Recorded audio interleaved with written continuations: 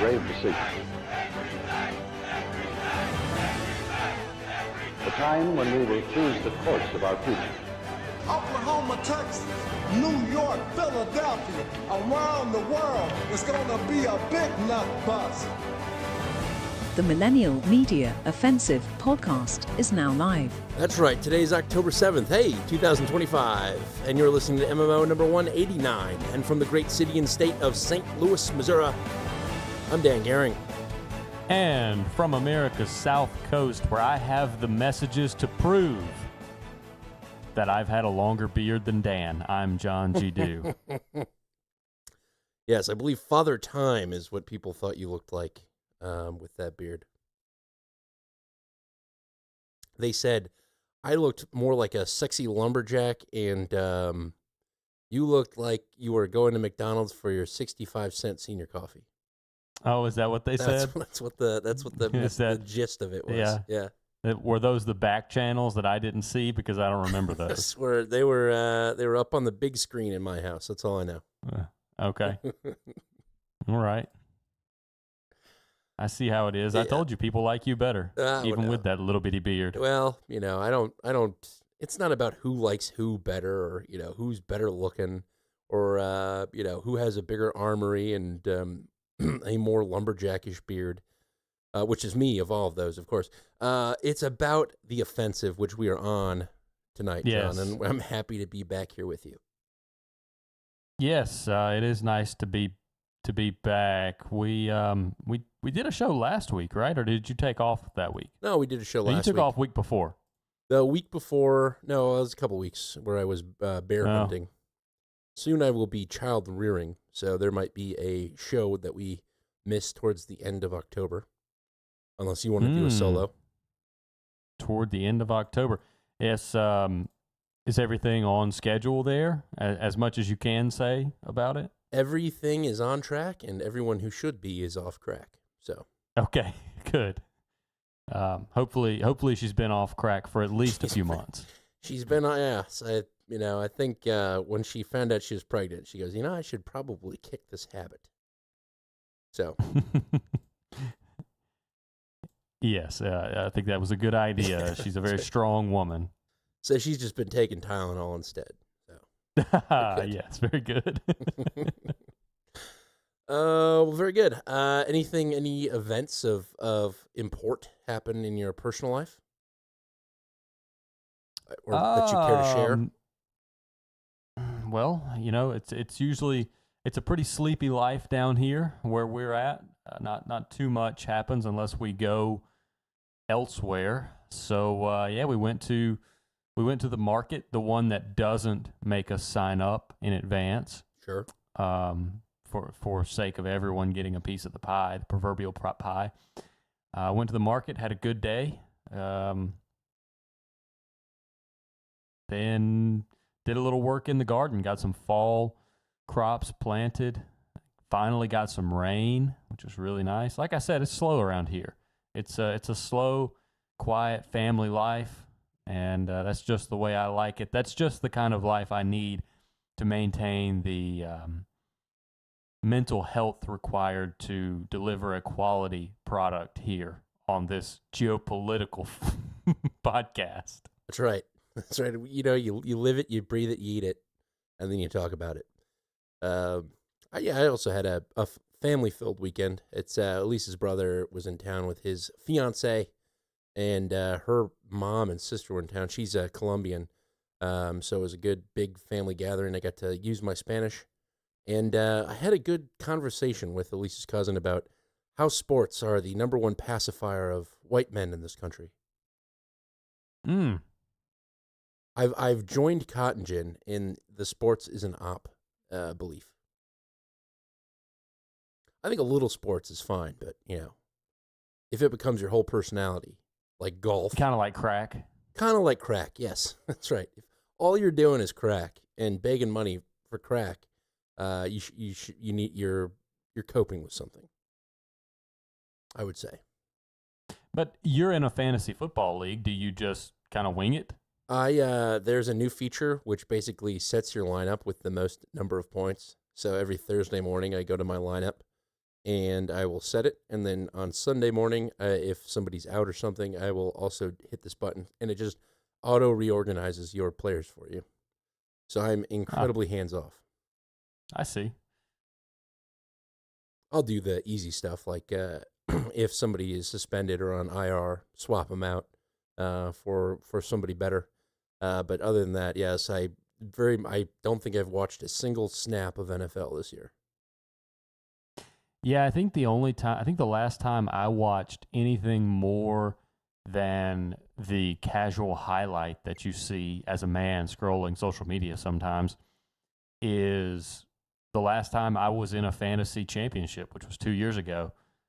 And I actually sat down with Taylor's grandfather and we watched a game that was on. That was just kind of being polite at their house, though, that he wanted to watch football. So I sat down and watched football with him, and I just happened to have players in that game. So I kind of let myself get into it, and it was a good time. I understand the draw of sports. Coming from a university in the South, football is religion in the South. It is top of the list. People, we joke here about, God, Family, Country podcast, or God, Family, Podcast, Country, whatever it may be. In the South, nobody would admit it, but if you honestly aligned most people's priorities, it would be football, God, family, maybe country, then maybe family, just depending on the status of the family. And they don't even listen to podcasts because they're too busy being pacified by sports. Oh, no. They listen to podcasts, but it's sports podcasts. That's the worst. That's the worst kind of podcast. They're so bad. Every time I ride with one of my coworkers somewhere, they're listening to a football podcast, and it is a terrible product. Just always an awful product. Yeah, I could see it. I like the Pat McAfee show. He's the guy that does the college game day. That's what they have on in the gym all the time. And I wouldn't wear headphones in the gym. I actually don't like wearing headphones in the gym. But if Pat McAfee is on the television in the gym, I would rather shove wet concrete into my ears than overhear what's being said on the television. I would honestly rather watch reruns of the Tony Danza talk show than watch that. Did you know Tony Danza had his own talk show? No. Yeah, it was back. My mom. How did you discover this? So my mom used to go to this gym, and they had like a daycare there, and it was just through the windows of where everyone was working out, and they had the guy that was the garbage man that became a Philadelphia kicker. He had a talk show, and I was like, oh my god. This is amazing. So, you should everyone should Google that and realize that they really, really tried to make talk shows something that men could host. But I think it kind of gave way, and it's like men are supposed to do podcasts, women can do talk shows. That's kind of how the world should be. I don't think there's a lot of viewership for male-hosted talk shows, at least in the traditional television format. Yeah, I mean, this gets us into the dangerous waters of discussing Jimmy Fallon, which is disgusting and abhorrent for any respectable media product. But yeah, I mean, if you're going to supplicate yourself to the feminine regime as a male talk show host, you might as well be a female talk show host. Right. And the best example that we have, the most popular, I guess I should say, the most popular example we have of a male talk show host is Joe Rogan. Well, and that's kind of the thing, is like podcasts become the thing. But, the talk show and a podcast are different. Joe Rogan has people on and he interviews them, but he's not, they're not using canned lines and waiting for the audience to applause. Like all the stories on talk shows are fake and whatnot. But it is kind of like symbolic of the millennial generation that kind of grew up watching that. I actually had a good conversation with Elise's other cousin, too, about the insufferability of some millennials. and they're like, So one cousin was named 1 and the other one was named 2? Yes. Okay. Yes. So cousin 1 and cousin 2. Cousin 2. 1 wants to talk about the insufferability of sports, and cousin 2 likes talk show history. Well, it was more of like a lecture on the pacifying of sports, and the other one was talking about how he's Gen Z, and he was talking about how millennials kind of complain and they like use all these words, like instead of saying podcast, they'll say pod. Oh yeah. They're just like absolutely. It's a function of trying to stay relevant. Sure. But then Elise shows me an Instagram of like a screenshot of a text conversation between a girl and her fiance, and they're ranking the new Taylor Swift album in the order of which they like the songs. I was like, that is gay. That is gay. And and there's nothing wrong with being gay, but that's gay. Be gay. I think there are a lot of heterosexual men in relationships with women that are kind of gay. Well, it's what women on birth control select for. You think that's it? You think, and then they get I think off that's of a it? major role. That plays a major role in it. Well, good thing I can grow a beard. Elise is Birth control is hormonal. Yeah. I mean, it is a hormonal product. I've heard that. It changes hormones. So girls, I think we might have talked about this before. And this is, if you're new to the show, this is usually not what we talk about for extended periods of time. But I've heard that. So when women are on birth control, they want more effeminate men. Yes. Men that they can chit-chat with and talk about their feelings. And not so much protectors. Mm-hmm. Well, yes. Birth control changes hormones, so there are no. Birth control changes hormones, so there are no hormones. So yes, but I think that's a major role. It plays a major role in it. There's got to be a societal effect too, where it's just cheek to want a gay best friend instead of a partner, a male partner.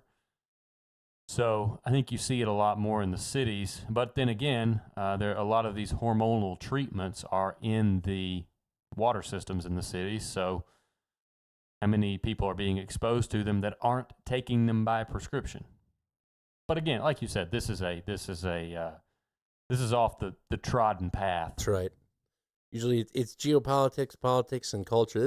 We're starting heavy with some culture tonight, but yeah, that is interesting. Well, so what did cousin number 3 have to say? And by the way, this sounds like more of a convention than a family reunion. Well, it was kind of where we were relegated to the kids' table. There's like the main dining room with the parents and everybody, and then and the guests of honor, which were Elise's brother and her fiance, or his fiance, and who's a she.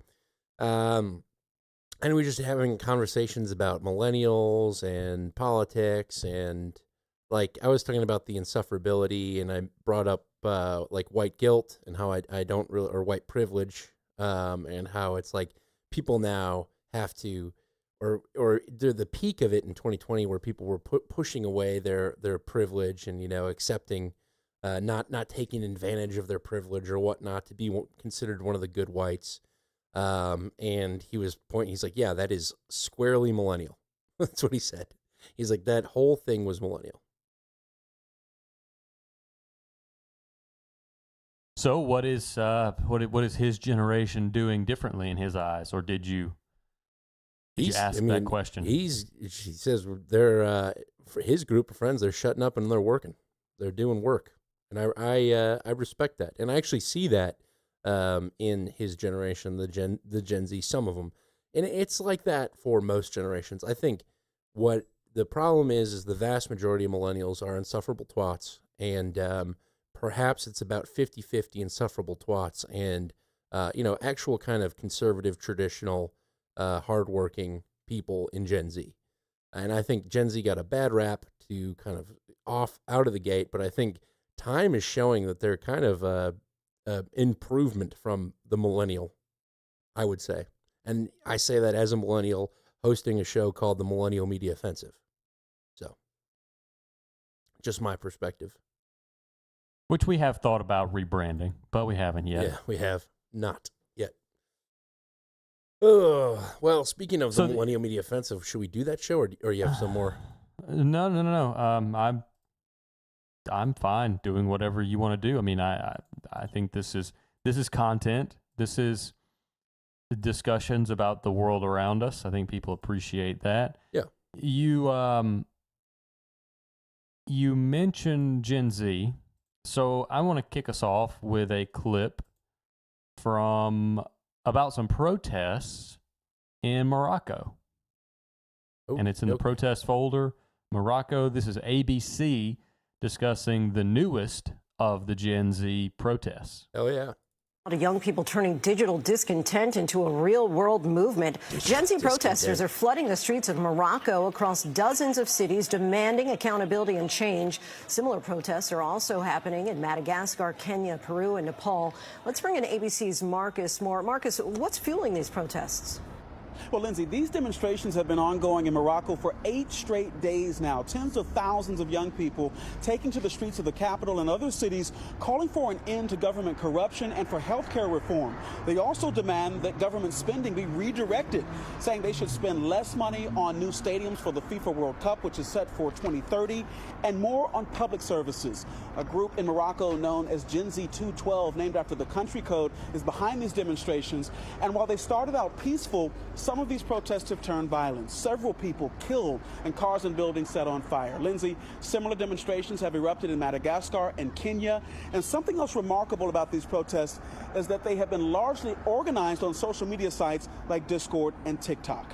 In Morocco, the group is calling on the king to address these issues and install a new government. Lindsay. Marcus, thank you. Yeah, it's funny because a lot of people learned about Discord these past couple of weeks, what it was. And then post Charlie Kirk shooting, a lot of boomers are saying, we got to look at what the kids are doing on Discord.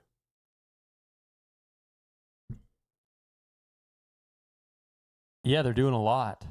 Yeah. Talking about a lot. It's kind of wild to me that we don't have a Discord we do. channel. Actually, MMO does. It's just not, I created it. I never invited anyone to it. Well, that's useful. I don't know. Another system of I already have a hard time keeping up with the places where people are reaching me. But I'm glad you brought up these protests because I kind of did a little bit of a dive into what's happening with these. We talked about the funding last week a little bit of how it's being funded through UNESCO, and then you notice in that report from Morocco from ABC, Italy was not mentioned. Right. Because it's a separate... Italy ties back into last week's discussion about funding and the commonalities between the funding of what's happening in Italy and what's happening in the U.S. That's a very brief rundown of the funding segment from last week. Right. But please continue. I just wanted to highlight that Italy was not mentioned by ABC. So there have been quite a bit of these protests happening, and not even just the ones that we're seeing recently. I think we've seen like five or six recently. They've been happening since 2022, where there's kind of been these youth revolts. We pointed out last week, Youth Against Corruption, or YAC, everyone calling themselves YACtivists, were the ones that had claimed kind of responsibility for the one in Nepal. When you get into the funding of them, they're all kind of related. It is all USAID kind of backed at the end of the trail. But just to run through some of these countries, Nepal, Bangladesh, Sri Lanka, Indonesia, Kenya, Ghana, Nigeria, Morocco, Madagascar. All of these have these kind of similar patterns. So all of them are democracies, or some seemingly democracies, and not autocracies, kind of like China and Russia. All of them are swing states where they're caught between kind of these Eastern and Western powers. a lot of the leaders, and this is the case in Nepal and a few other of the protests, Bangladesh and Sri Lanka, and those happened in years prior, 2024 and 2022, respectively. Those leaders that were kind of overthrown from those protests had closer ties to China and Russia, more so than the West. There are economic pressures, basically a lot of debt and not a lot of opportunities. There's the democratic systems which allowed these kids to actually protest, and then social media being obviously the most key point that everyone on the news is at least picking up on. But I thought it was interesting that they're all kind of these swing states that are being fought over by the East and West, and it makes a lot of sense when you put it in that framework. Yeah, it does. And it begs the question where, are we able to predict the next Gen Z protest? Turkey. I'm gonna say Turkey. I think that one's hopeless. Yeah. It's funny because Erdogan is doing a job that's appreciated by the West, which is pretty much aligning with the West and being the southern border of the Black Sea, and we're letting him maintain his grip. But as soon as he turns against the West, he's done. He's going to be Gaddafi'd. So I think he knows that as well. Well, I have a suggestion. I think it could be Hungary. That's a great guess as well. Viktor Orban being the regional bad guy in Europe. Yeah, and I actually have some Hungary clips. If you go into the Ukraine folder, you'll see I have a report on Orban and EU in 2 parts. Gotcha. NATO has no business in Ukraine. Ukraine is not member of NATO, neither Russia. And my job is to keep it as it is. We should also support President Trump's call to stop buying Russian oil here in Europe, as short-sighted to go against the USA. And the guys from Hungary need to hear this clearly. Tensions within the European Union have reached a boiling point as Ukrainian President Volodymyr Zelensky publicly clashes with Hungarian Prime Minister Viktor Orban over Hungary's decision to block a €50 billion EU aid package for Ukraine. The funds, intended to sustain Ukraine's economy, rebuild war-torn infrastructure, and ensure essential government services continue to function, were seen as a vital lifeline for a nation still under relentless assault from Russian forces. The decision by Orban to veto the package sent shockwaves across Brussels, creating a diplomatic standoff that many fear could fracture the fragile unity Europe has maintained since the beginning of the war.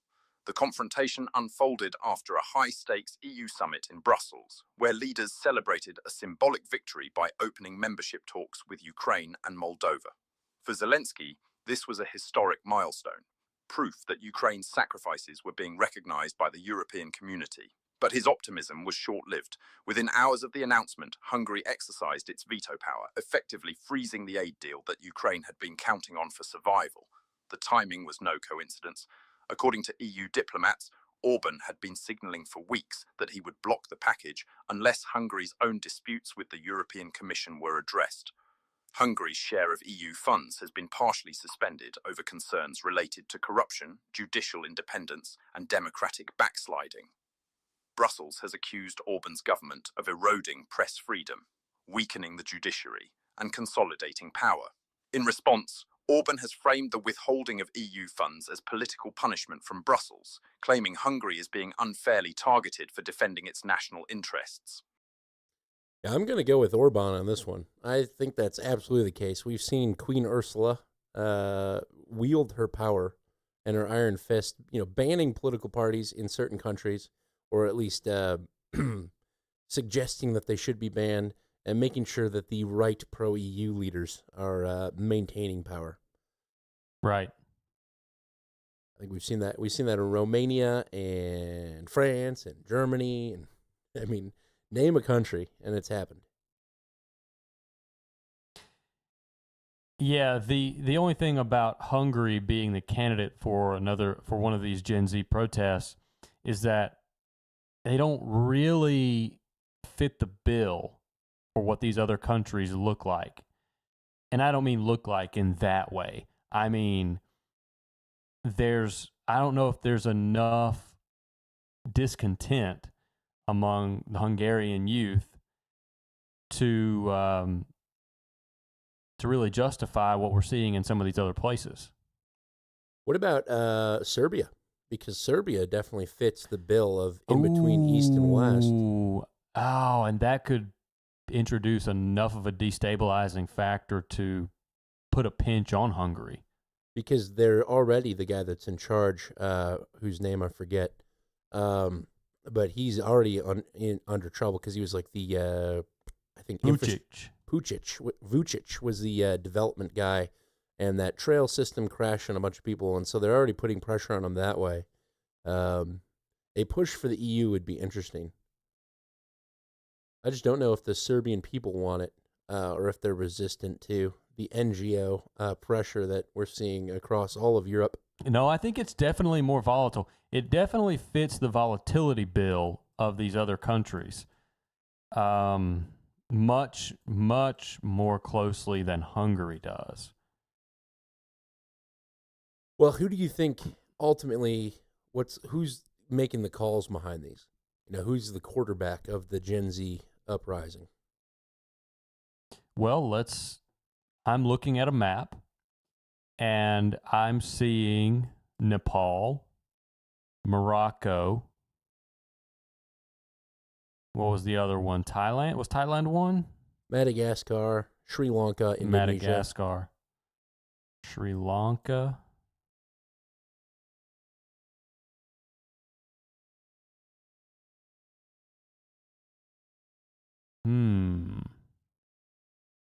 I mean, it's definitely, if I can just state the obvious, I think it's coming from the West. Like, this is a Western initiative because a lot of these these leaders that are being overthrown have more Eastern leanings. I think that's most apparent in Nepal, where you got Nepal sandwiched between India and China, the I and the C in BRICS, respectively. Yeah. So, if I had Morocco to guess, appears to be a bit of an outlier, unless it has to do with the Sahelians. In the south, the Malis, the Yeah. Nigers, and the Burkina Faso. But you know, this kind of thing, with it being social media driven, there could be unintended movements in places that the West wasn't actually targeting. If its origin is, so there's two ways of looking at this. If the origin was with a Western op in Nepal, then you could have a contagion effect that was unintended. If the origin is organic, then the West could be capitalizing on it by encouraging it to happen in other places. So you never really know the level of involvement, and we're left to speculate. But I could see everything happening in Southeast Asia being pretty easily tied into Western destabilization efforts. Because China, the area that we're talking about, if you look at, the Malaysias, Myanmar, Indonesia, that whole block of nations just to the west of India or east of India and south of China, it's almost like China is expected to be, that's supposed to be China's South America, where they more relevantly, those countries are to the west of the Philippines. Right. So the Philippines is a pretty strong Western ally. We're right. launching satellites to monitor their fish, not other stuff. Mm-hmm. So that was I think that was the coolest thing Kamala Harris ever did. Went to the Philippines and said, "We launched satellites to look at your fish." It's all about the fishermen. Yep, that's what we care Wink. about. Yeah, so that kind of that part of the globe could be equivalent to America's South America, where, say what you will, South America might be free people, but I think the United States has got a pretty good grasp and hold on and control over South America. There's a couple of bad boys, Brazil, and whatnot that are flirting with BRICS. But for the vast majority, we've kept them. We've kept them our slaves, and we kept them poor. So we've done our job in South America. Now we're just trying to destabilize people around China. China's got a big strategic advantage where it's got the Great Russian Bear to the north of it, so that's safe. Kazakhstan is in play, I think, with this now trade going through Azerbaijan, the Trump trade route, bypassing the need for Europe to take control of the Black Sea. Now we're going straight to Kazakhstan, and that's going to be the new front with China. From the. What about Georgia, though? Are we through with Georgia? No, Georgia. I have some Georgia clips actually tonight about what happened this week. Sort of a Gen Z riot as well. Interesting. Yeah, you can play those. It might be a good area to drop them. So this is from the DW. Here's a little rundown as to what's happening with the Georgia riots. Using water cannons and tear gas, Georgian police drive back demonstrators who tried to storm the presidential palace. Thousands of protesters waved Georgian and European Union flags as they streamed into Tbilisi's Freedom Square. Opposition parties had called for large protests against the ruling Georgian Dream Party, which demonstrators say wants to destroy Georgia's democracy and drag the Caucasus nation into Russia's orbit. The protesters support membership of the European Union, a cherished goal for many that has been enshrined in the country's constitution.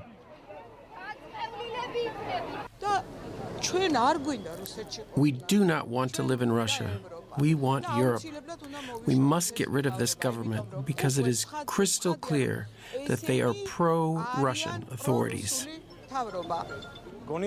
Struggle always makes sense, but unfortunately I'm not very optimistic for change anytime soon. The opposition parties are inactive. The mayor of Tbilisi threatened to take action against any protesters who used violence. We issued multiple warnings not to take steps toward violence, as this would be met with an appropriate response. A disputed parliamentary poll a year ago plunged Georgia into turmoil, with protests taking place almost daily. The vote prompted Brussels to effectively freeze the EU candidate country's accession process. The protests came after Saturday's municipal votes, in which state election officials said Georgian Dream had scored landslide wins in mayoral races in all cities. The rights group Amnesty International said the elections took place amid severe political reprisals against opposition figures and civil society. Yeah, so there was an uprising. I don't know if you caught it in the report, but this followed mayoral elections where the Georgian Dream won mayoral candidates across all the major cities in Georgia. And they say it was not a free or fair election, which is interesting because the opposition didn't even put up candidates. I think under threat of arrest, I'm sure. Well, here I'll play this later clip from the DW where the lady's like, well, you know, we're seeing all these EU flags and these Georgia flags. Like it seems odd that the Georgian Dream Party would continue to win.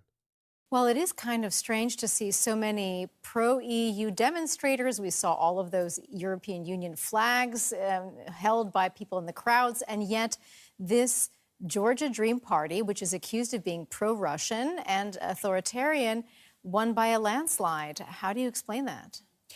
Well, first of all, as I said, these elections couldn't be considered fair or free. Major opposition parties didn't take part. They boycotted the elections. Boycotted. Also, even before the election, major opposition politicians were beaten up, arrested, threatened. So it's kind of hard to really know how big the support for the Georgian Dream ruling party actually is. Of course, there are people who support that party and who vote for the party, but the Georgian Dream never... That's the first admission that I ever heard in any of these clips, that there are people that actually support the Georgia Dream Party in Georgia. Mostly, and this is the DW, which is obviously EU-aligned propaganda network. Mostly you hear that it's pretty much just Russian propaganda and no one supports Georgia Dream. I'll back it up here. The Georgian Dream never openly said that they would oppose Georgia joining the European Union. What they do instead is they say, yeah, we want to join the European Union, but we want to do it on our terms and at our speed. And it does resonate with some Georgians, especially with those who fear that their country moving towards the West could upset Georgia's biggest neighbor, and that is Russia. Yeah, I would say it probably would. And I think a lot of those people that have that fear were probably living there in 2008 when that very thing happened. So they got smacked down. But what's interesting about it is Georgia, the party's protested. They didn't even run candidates in the election. And now Georgia Dream won, and everyone's out there rioting and storming palaces. You can't win if you don't play. And unless the game that you're playing is let's get everyone pissed off and just destabilize the country and start a civil war. And it's leaning towards that with the Gen Z protests popping off, and now this. It seems like any hope that Georgia might join the West is completely gone after this election. Yeah, it does seem that way, and I think after some of the material that we've brought on Georgia in the last few months, I think the West probably overplayed their hand. Well, I think agree. I think Europe was too aggressive in Georgia. They came on too hard. Remember the clips that we were bringing, And the left does this in America sometimes too. They don't quite understand populism yet, even though they're starting to. But they take these narrative lines and their disconnected, stupid leadership in their parties take these lines and they throw these lines out that anyone who isn't blindly following the party would say, that's really dumb. That thing you're saying is not, it's really stupid. So why would I vote for you? Why? It makes me skeptical of you, what you're saying right now. And that's a function of the parties being disconnected from the populist, which, as I said, I think the left in America, maybe in Europe, I'm not as sure about Europe, but at least in America, I think they're starting to get better about that. I think they're starting to realize that basically the PR campaigns they were running weren't doing anything but alienating people who maybe would have joined them, but aren't going to join them if they're saying the stupid things that they've been saying. Yeah, it's Black Lives Matter and love is love, which is fine. That's good, but that can't. Well, the example in Georgia, is the Russian law, the Russian law, the Russian law.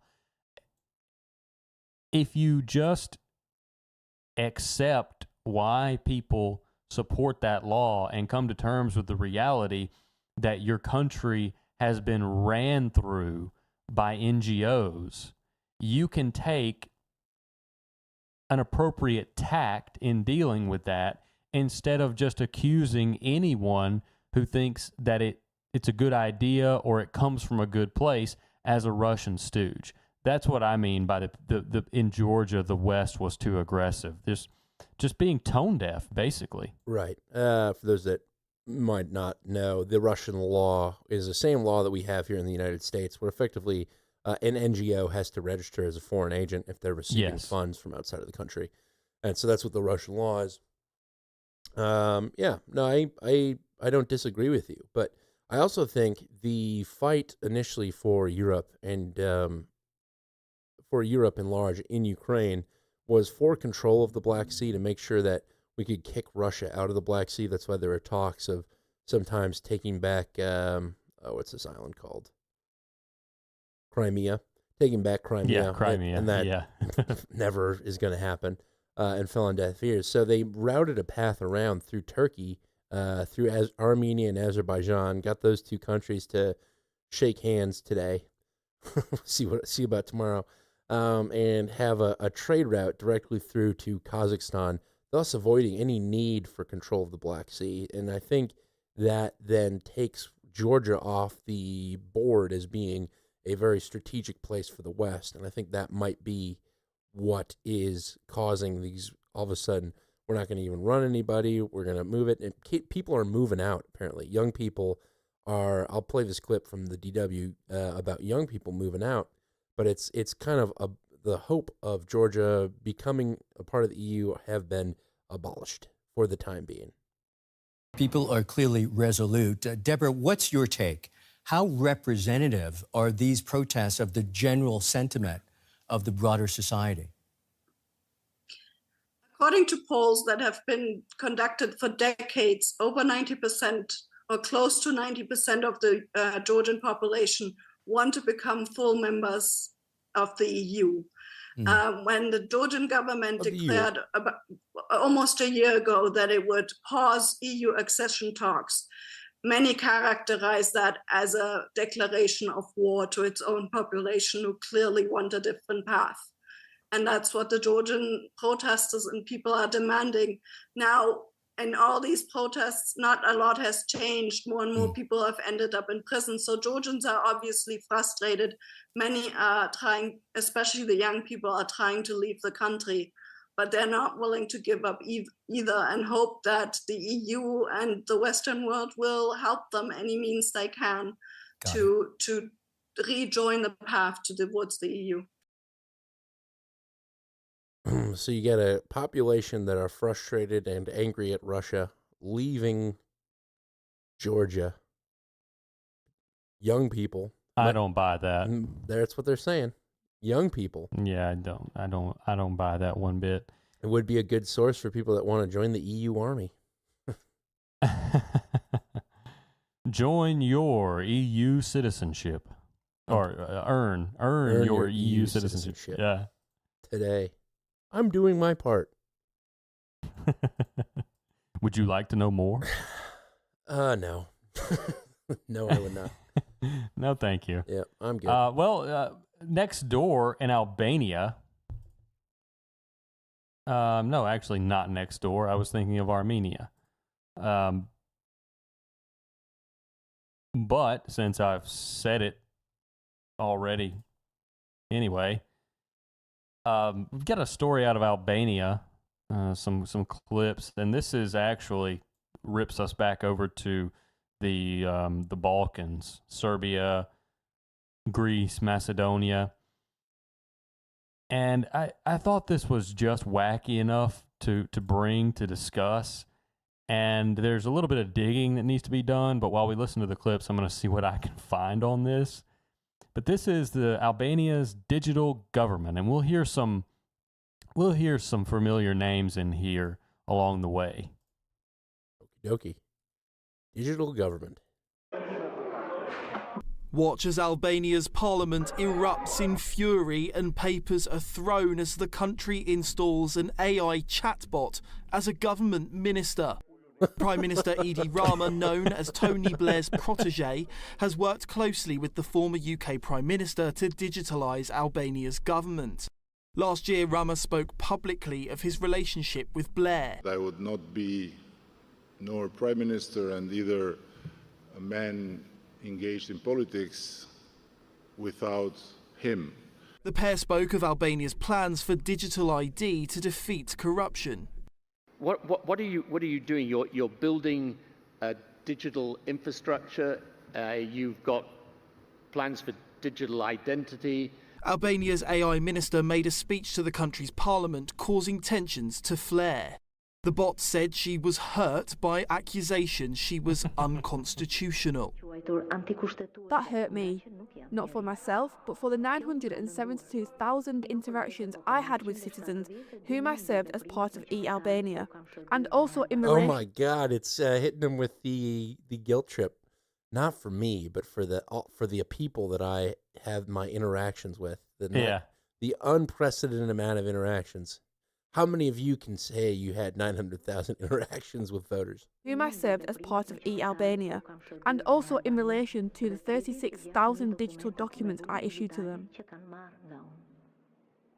Let me remind you, the real danger to constitutions has never been machines, but human decisions made by those in power. Oh, I what a am not here to gaslighter. replace human beings, but to help them.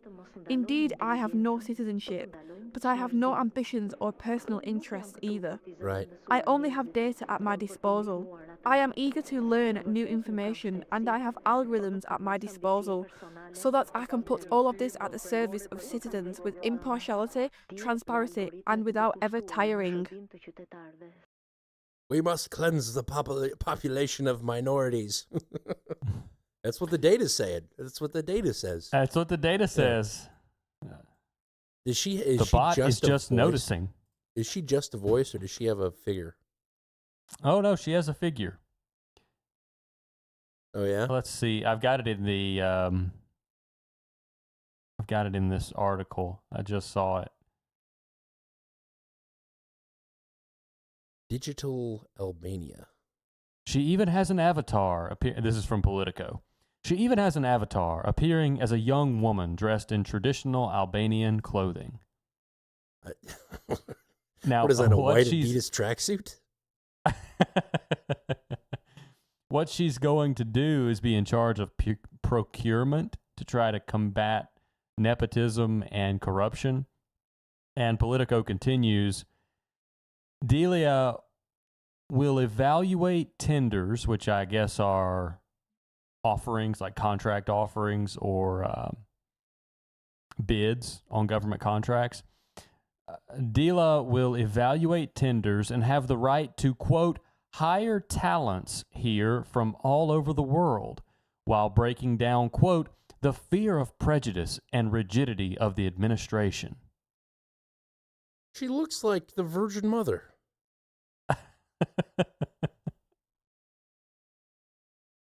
That's funny. Oh my gosh. Well, that's good luck with that, Albania. I'm sure that's. And the app looks like it's from 2008. I mean, come on. Got a little microphone button. You speak when you want to chat to her. Did you hear who was involved in this? Tony. Yes. Tony Blair. Whose name we keep hearing. We keep hearing Tony Blair's name. Last time we heard it in relation to the negotiations in Gaza. That's right. Why does he get his greedy little hands and everything? Tony Blair going to be involved in the provisional governance of the Gaza Strip. Maybe an AI bot or two as well. Well, you know, it's funny is the last time a British PM stuck his nose in something, it was Boris Johnson telling Ukraine not to negotiate and to go to war with Russia. And here we are 3 years later. Pretty much the entire lifespan of this podcast, we've been talking about Ukraine and Russia. So I'm sure Tony Blair coming back into the public eye will be nothing but good for the world. Well, I don't think he's going to be so much in the public eye. I think we just keep finding his little grubby fingerprints on things. Tony Blair's protege. So the person that put this together was Tony Blair's protege. Yes. Edie Rama. Edie Rama designed this AI chatbot. No. Edie Rama is an Albanian politician. He appointed the chatbot. I see. Okay. Well, so yes, it's a minister in the government over procurement. But I think this is Tony Blair and the British intelligentsia sparking or engaging in little experiments. Yeah, I mean, who cares about Albania, right? Right. This is ironing out the kinks for Britain. And probably the U.S. too. The dry run of what if we had AI lead our government? That, you know, it's when you put it like that. Digital ID is a huge part of this. I believe it. Rooting out corruption. How can we more efficiently catch people doing bad things? It's kind of like the liberal argument for, when somebody commits a shooting or does a shooting, it's like, see, you need to give up your guns. You need to lose your rights because that person abused theirs. And that's the and then they get digital all ID mad when you say, well, can't we just give up the people doing the shootings? Yeah, let's give them up. Oh, that's unacceptable, apparently. It is in Germany. More on that later. Not in Japan, though. That's right. That is right. I get stuff on both of those. Well, I have, before we move away from Albania, and I will let you finish, I have one more Albania clip. Perfect. Just so you know. I do want to hear it. I'll play it right now. Edi Rama defended his decision. Albania is the only country in the region that is using artificial intelligence with great success to expedite legislation with the EU. Introducing artificial intelligence in the service of good governance, anti-corruption and accelerated socio-economic progress will be an unwavering priority for all the country's ministries and agencies. The move comes as Britain seeks to introduce a digital ID for all citizens, a project former Prime Minister Tony Blair has always advocated, though he failed himself to introduce ID cards during his own government. Much like the reaction in Albania, there has been fury in Britain around the digital ID announcement, as a country historically hostile to any move towards formal identification. Despite the opposition, Albania, however, seems to be having a smoother time revolutionising its governance. Nick Dunning, GB News. GB News. Yeah. So, are they doing it? Like, what's the talk on the UK and the digital ID? Well, you had Keir Starmer come out and say that by the end of, I want to say he said by the end of the year, maybe, they would be rolling out digital ID in the UK.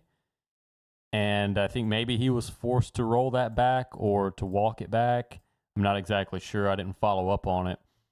But yeah, this is brewing. This digital ID is brewing in Britain.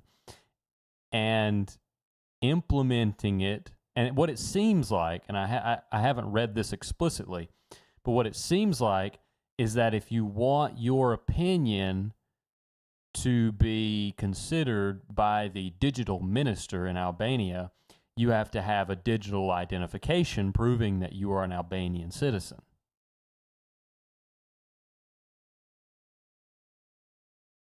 Welcome to the future. Mm-hmm. That's interesting. Yeah, buddy. So, I mean, England goes, and then it's the EU for sure. I'm pretty sure that the EU is going to become the United States of EU.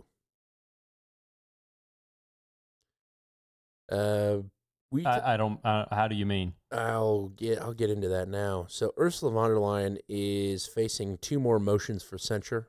We spoke about this a couple of weeks ago, but this is the second time around, and she's out there saying, I don't think this clip has her response in it, but I'll play it just to give you kind of a rundown, and then we'll get into the federalization of the European Union. 3 months after surviving her first motion of censure, European Commission President Ursula von der Leyen is facing 2 new no-confidence votes this week. The far right and far left filed the separate motions, which came via the Patriots for Europe and the Left Party respectively. A debate in the European Parliament on Monday will be followed by 2 separate votes on Thursday. The 2 bids follow a common thread, the backlash against the EU-US trade deal and the highly disfavorable terms it has imposed on European exporters, there you go, which remains under intense criticism from all sides of the political spectrum. Both the Left and Patriots for Europe have also criticized von der Leyen's lack of transparency.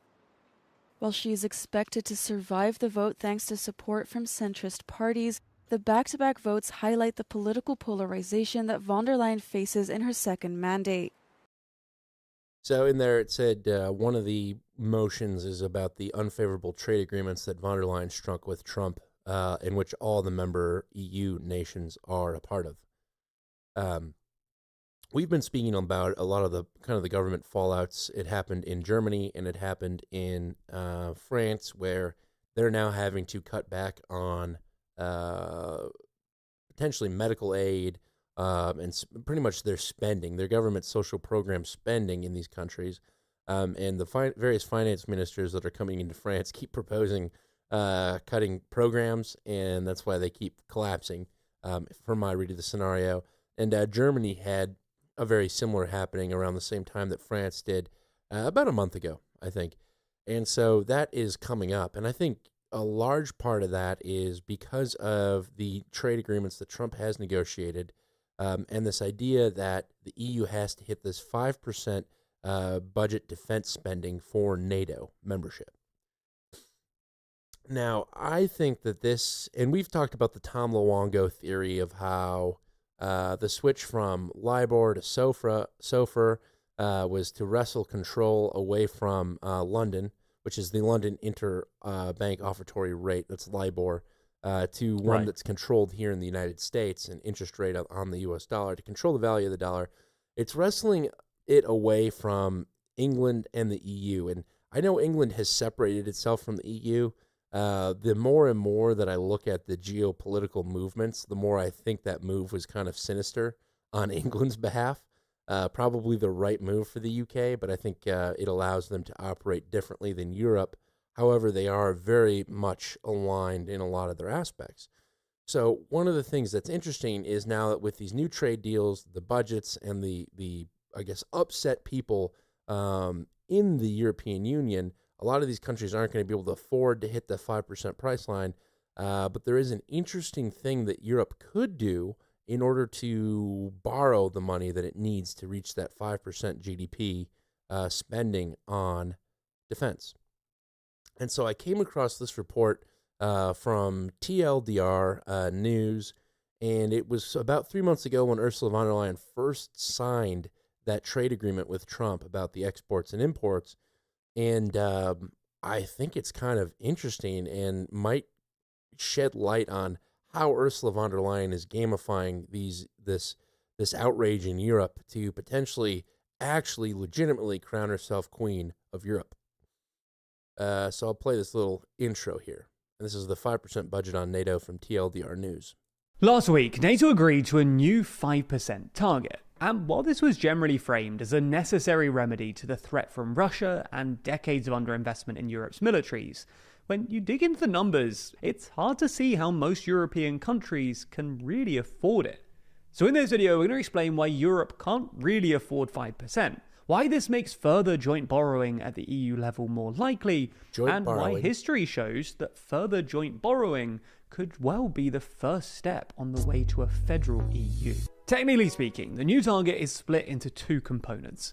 3.5% of GDP is to be spent on core defense capabilities, and another 1.5% of GDP on quote-unquote security, broadly defined, with these targets to be met by 2035. For context, in most European NATO countries, defense expenditure currently sits at about 2% of GDP, and total government spending accounts for between 40 and 50% of GDP. This means that countries will have to increase defense/security spending by about 2% of GDP over the next 10 years, representing roughly a 5% increase in overall government spending. A 5% increase in government spending might not sound like much, but most European NATO members will struggle to afford it. Many European budgets are already under strain, as evidenced by the fact that most European countries are running sizable budget deficits on top of large outstanding debt burdens. Ultimately, this means that most European governments won't be able to borrow their way to the 5% target. Some politicians and commentators hope that military spending will essentially pay for itself by boosting research and development spending, which will eventually lead to productivity increases in the wider economy. But this feels somewhat optimistic, given that productivity levels have been stagnant in most developed countries since 2008. If this doesn't happen, increases in defense spending will have to be funded by either raising taxes or cutting spending elsewhere. So it's interesting. Why would joint borrowing be better for European nations than just the nations borrowing the money independently? The EU itself is a bigger basis, a bigger economic basis, can secure better financing rates from who? Who would they borrow this money from? Japan. Well, Japan maybe, but London. They would borrow it from London banks. So now take this context of a potential federalized EU and square that against these drone sightings that are happening all over Europe all of a sudden, and this idea that there's a 5% target for hitting defense spending. It all kind of comes together of, oh my God, we pointed out last week the drones are probably a psyop, probably from Ukraine, who understands that now these European nations have to hit these EU nations or NATO nations have to hit 5% of their defense spending target. And EU is just like, or Ukraine is like, oh, hell yeah. Let's us recapture that 5% from the European Union. And Ursula von der Leyen wins because these individual countries can't afford it. But if they start sort of a credit union within the EU, this is basically the origins of the United States federal government, as you as a Southerner are probably aware.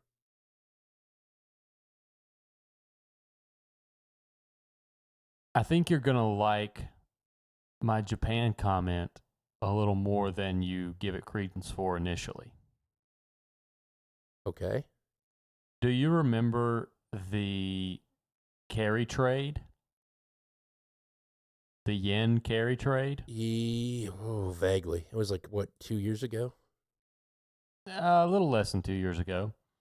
In the yen carry trade, rates in Japan were low enough that you could borrow money at low rates in Japan, institutional investors,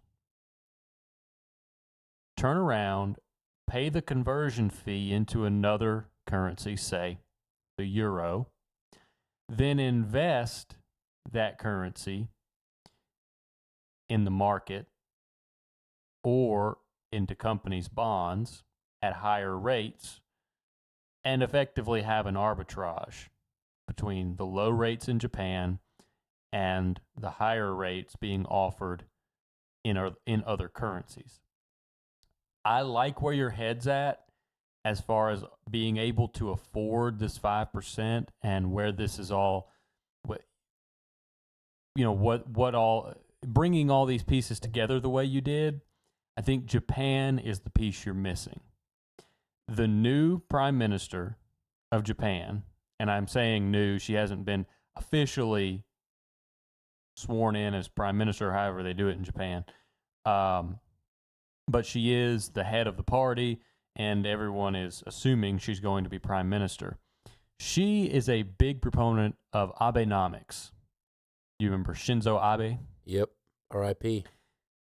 Shinzo Abe was a huge proponent of rearmament and funding rearmament through basically printing money, lowering rates, increasing money supply, and using that money to invest in rearmament and other Japanese spending projects.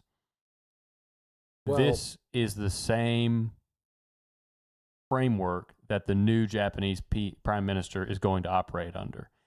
And if that's the case and rates fall again in Japan, it's going to open the door for the yen carry trade to continue, maybe even accelerate.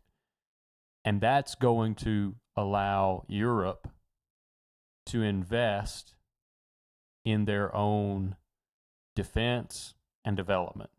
It's going to allow it to happen in the U.S. too. And what you're going to see more than likely is the LIBOR and the SOFR competing to attract those dollars being borrowed from the Bank of Japan, those yen being borrowed that are being converted into dollars and euros, because that investment is going to chase the highest return. And if you're Europe, you need that investment to meet your 5% spending target. If you're the U.S., you want that investment because number go up. We're the big dog. Trump wants the economy, quote unquote economy, the stock market, to look good. So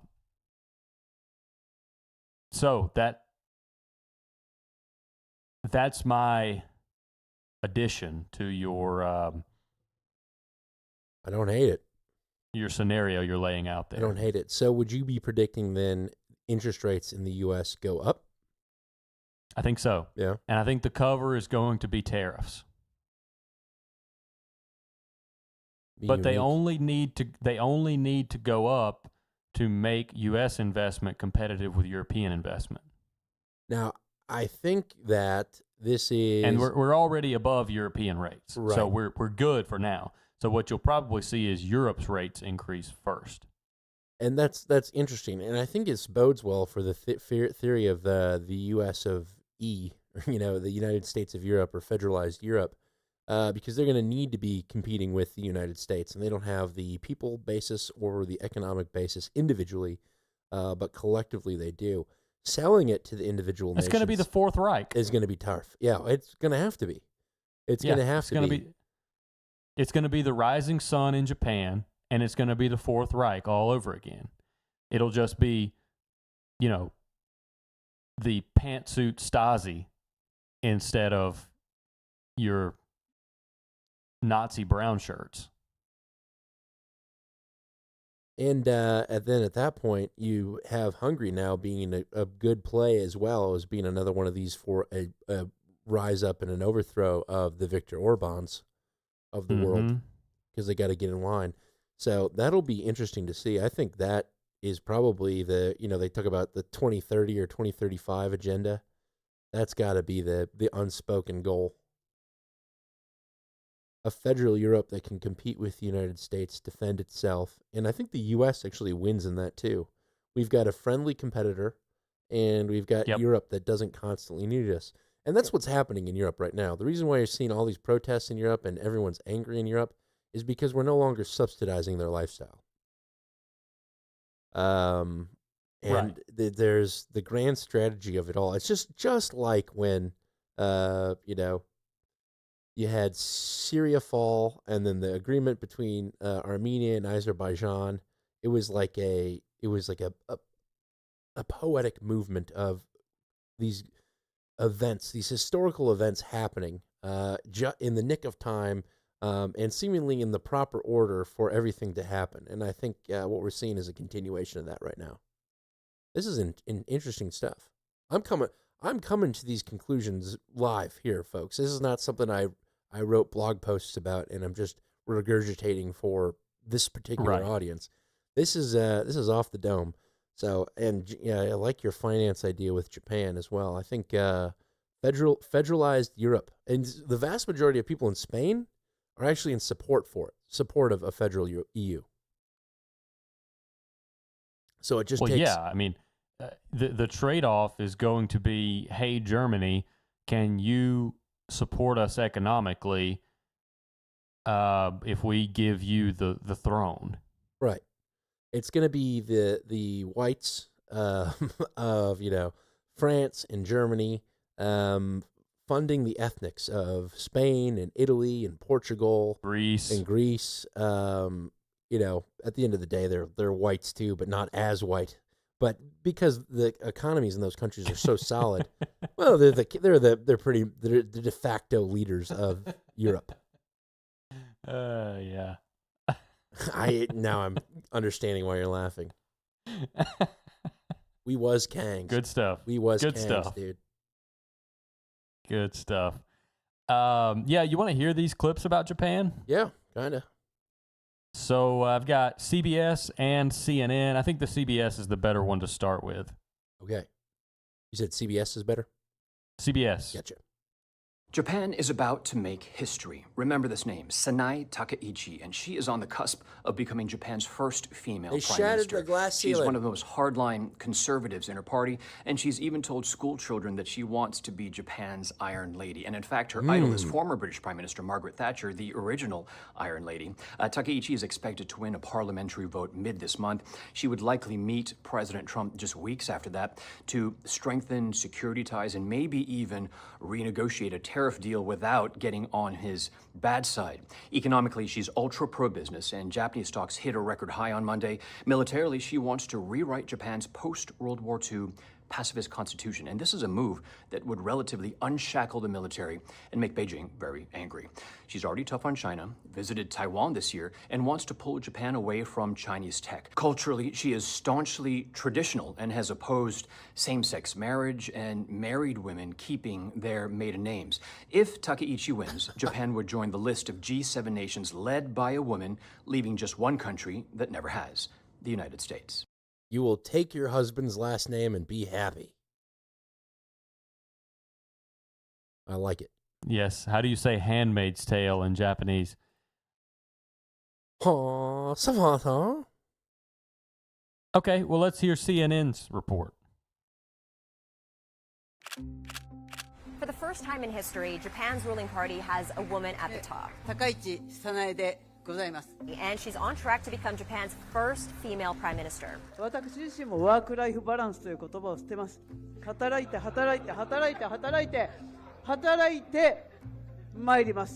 who is she? A conservative, a nationalist, and a defense hawk. The former economic security minister is vocally anti-immigration, wanting stricter entry and residency rules. She supports giving Japan counterstrike capabilities to deter China and North Korea, even floating the idea of transforming the self-defense forces into a more conventional military. If she becomes prime minister, she'll face big challenges like tackling record inflation, high living costs, and trade tensions with the U.S. Her win also says that Japan's politics are shifting to the right. In recent elections, the governing Liberal Democratic Party lost voters to new right-wing parties. And analysts tell me that picking Takaichi is the party's way of keeping more right-leaning voters from defecting. Now, she's not prime minister yet. She still faces a parliament vote later this month. But one thing's clear. Japan's politics have taken a sharp turn to the right. Yeah, you know the thing about, strong men create good times create weak men create bad times. I think it's I'm listening. I think it's a way of effectively, you could also tie it to nationalism and globalism. And, we talk about this turn to the right. And it's the turn to the right that they're trying to do in Europe, but Ursula von der Leyen's not letting them happen. It's happening everywhere else in the world, Japan included, as you hear. But I think the nationalists are the strong men that are trying to create good times, and the globalists are the ones that have created the time that we're currently in, So I never really thought about it in that context, but it struck me when I was listening to that. And it's also interesting about how it's like, how CNN framed that as it's a bad thing that Japan is turning to the right. That's bad. Nationalism is bad. A strong Japan is bad. We need a globalist Japan. Yeah, well, CNN just doesn't know what they're talking about, because Japan, I fully believe, is a major key in making this new global order work, and basically ostracizing China and Russia and Iran. But shut up, Bibi. Shut up. Iran. Iran is so it. Yeah, no, I won't go in Iran, but they're weak right now, very weak.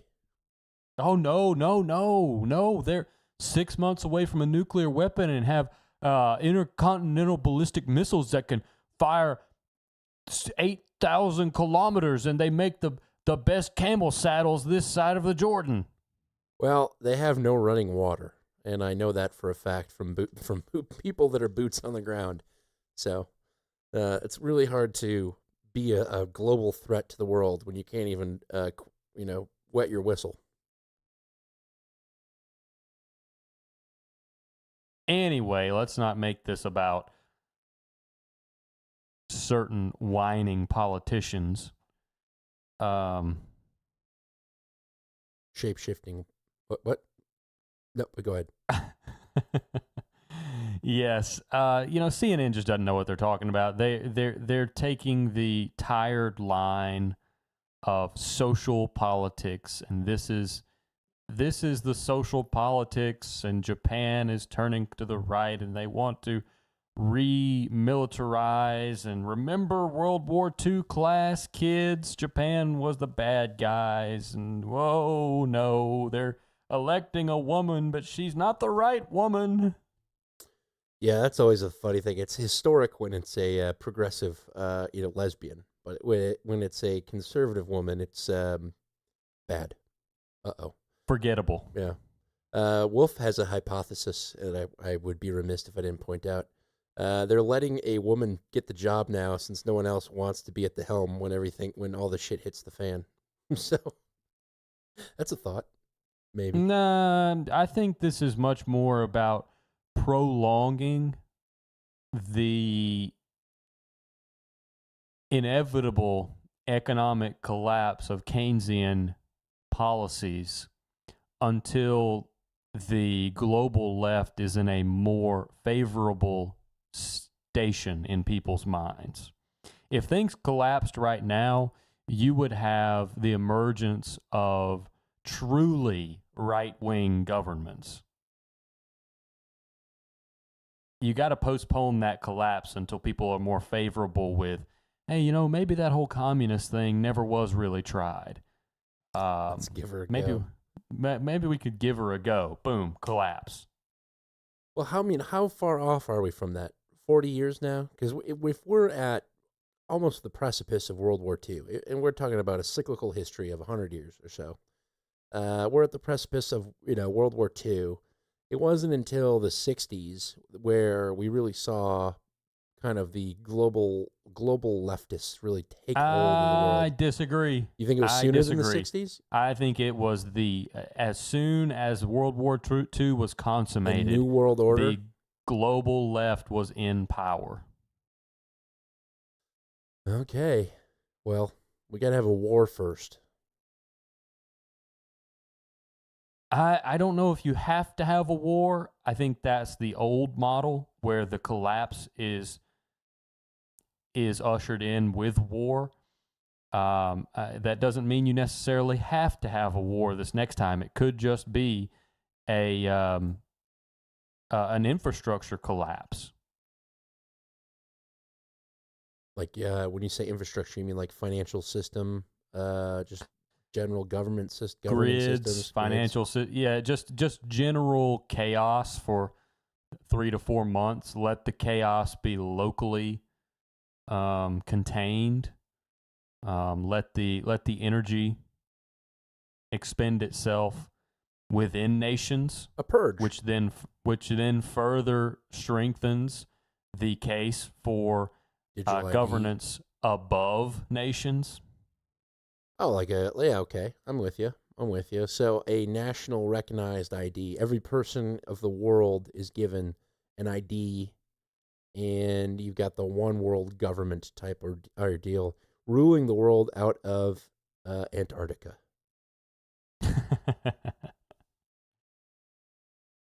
I could be there. I still think you're going to catch a lot of, tinfoil hat. That's going to be the garlic to a lot of tinfoil hat people currently, but I could very well see that being a case that plays out. But yeah, I like the idea of it being kind of infrastructure collapse and then letting, like here in St. Louis, if the power went out, I could just imagine the amount of shooting and looting and other stuff going on.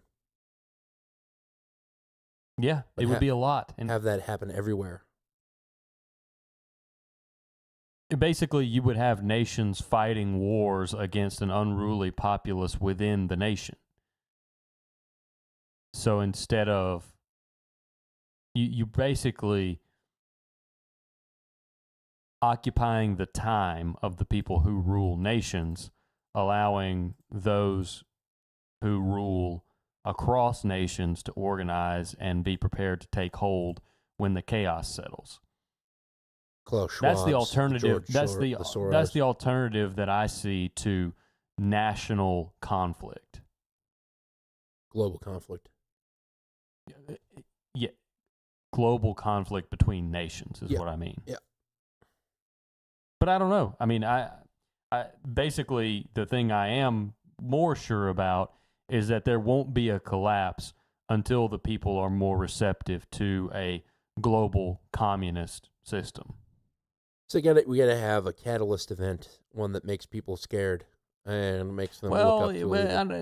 I mean, not even necessarily so. There's got to be some catalyst event, something that makes the people completely dependent and want the government.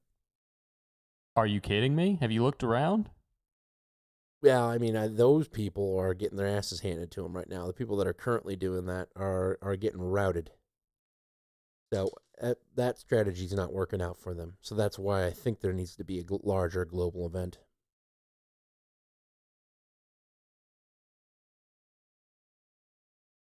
I just think I don't think there has to be an event. I think just sentiments can shift over time, and if you're planning something like this, you just wait until the sentiments are right.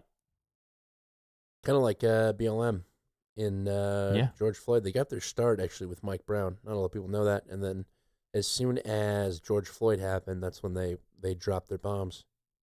Take a time during a global pandemic and an election year. What a coincidence. I know. Insane. Coincidence indeed. Well, while we're jaunting around the world, how about we get this clip about France's political upheaval? Sure. France. I'm all global today, so I hope you got some domestic for that second half. Actually, I got one domestic. Here we go, France. This is France's president walking alone by the River Seine, phone to his ear, bodyguards at a distance, and a lot on his mind.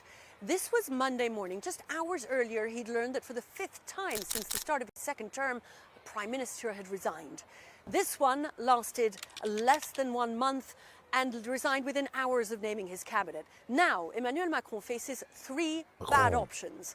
One, likely to fail in finding consensus. Another would be to dissolve parliament again, as he did last year, a risky move that could hand even more power to the far right. But there is a third option, the one even Macron's centrist allies are now calling for: his own resignation and an early presidential election.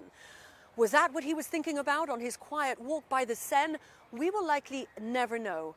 But we will find out on Wednesday whether the outgoing Prime Minister Sébastien Lecornu has decided to stay on. If not, we will find out what President Macron really meant when he said that he would be taking his responsibilities. Okay, so we've got the possibility of a shakeup in France. And like you said, this happens.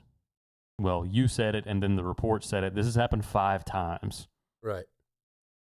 And Macron survived somehow. And oddly, during all this chaos, it's not even a potential for Marine Le Pen to run. She's been barred for 3 years. Yes. Conveniently. Which makes me think they will go with the presidential election route, and somehow Macron will be elected again. Or a Macron clone. Ooh. Yeah. A Macron clone. Macron interesting. clone. Oh, okie dokie. What else we got? Global. Anything more Europe? No, that does it for me globally. Okay, I've got one little segment here from the DW about Syria. Syria is having elections, but wait a minute. There's some interesting aspects to it. Vote counting is underway in Syria after the first parliamentary election since the fall of the Assad regime last December. Final results are due in the coming days. There's no direct vote for the parliament, known as the People's Assembly. So-called electoral colleges choose 2/3 of the seats, with interim president Ahmed al-Sharaa selecting the rest. Not all regions voted. Authorities suspended the polls in 3 provinces for what they say are security reasons. Okay, so I'm going to stop it there because the rest of it is just grievances by a local reporter you can barely understand. So do you venture to guess which kind of provinces, or if you had to pick at Syria, where these provinces that were not allowed to vote are located? Well, they're going to be the provinces furthest away from... they're going to be the eastern provinces. Yeah, they're going to be up in Aleppo, that area of Syria, and then the ones that... Oh, really? So the northeastern and then the southeastern, south of Damascus, southeast of Damascus.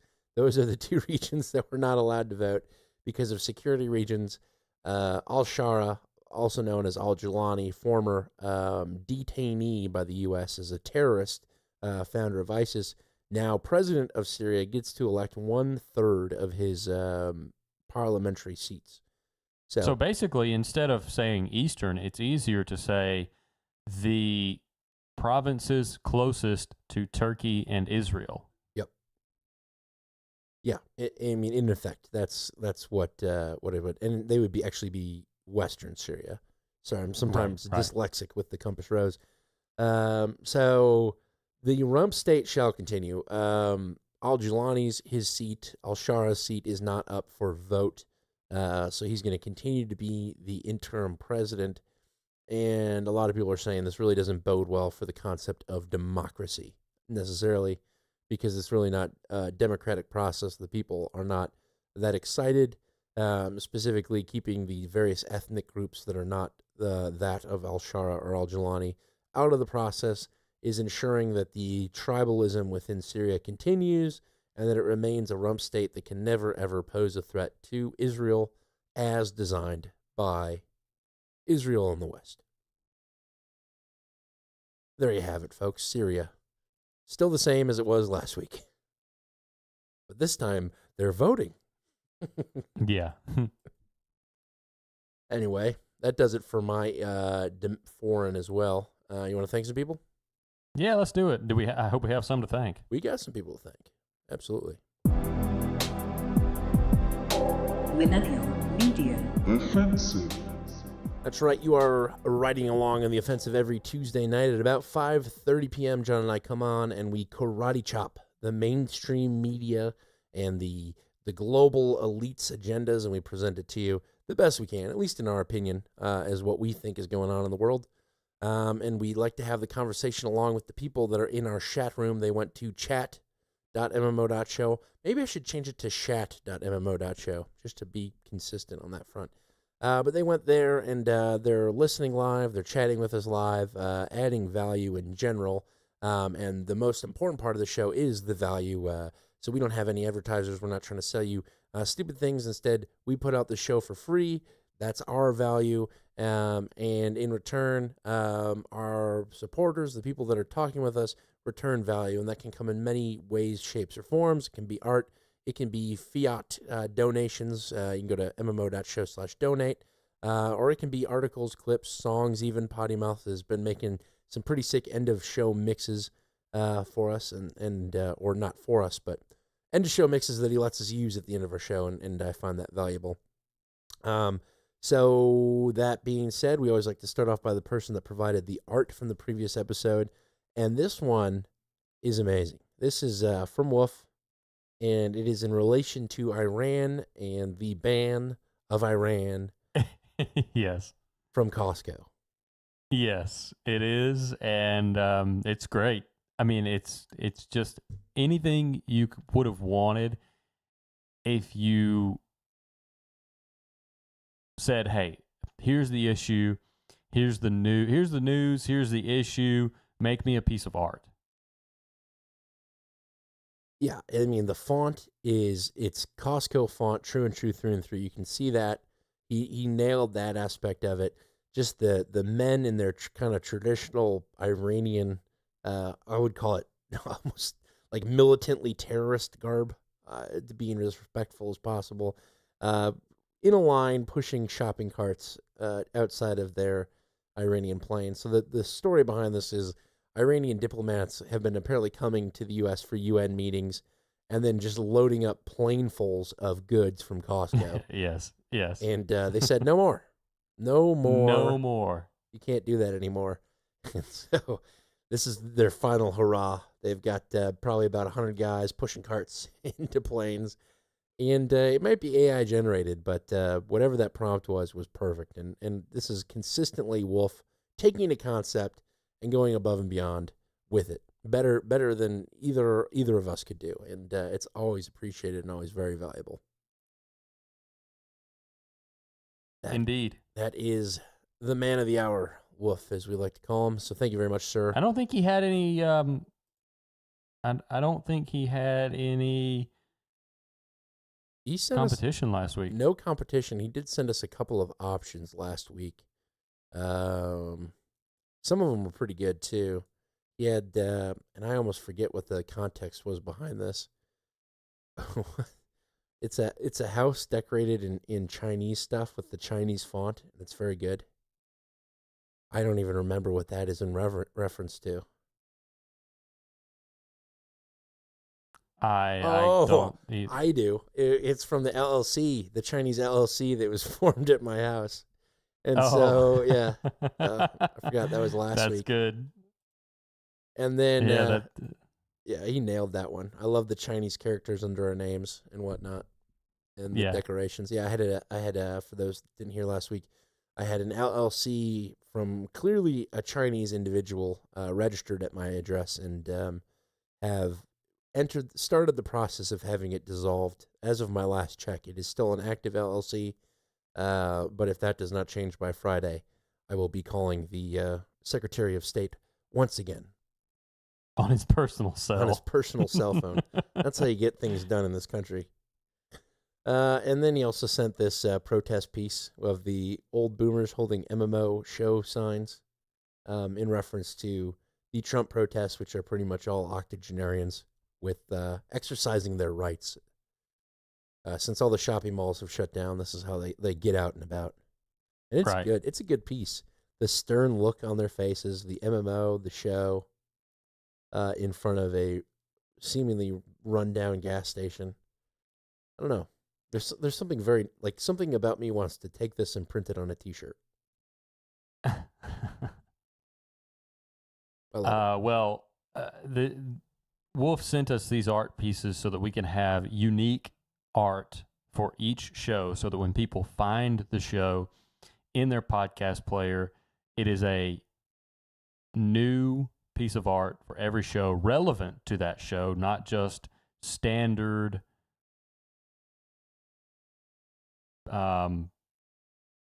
copy like most shows have.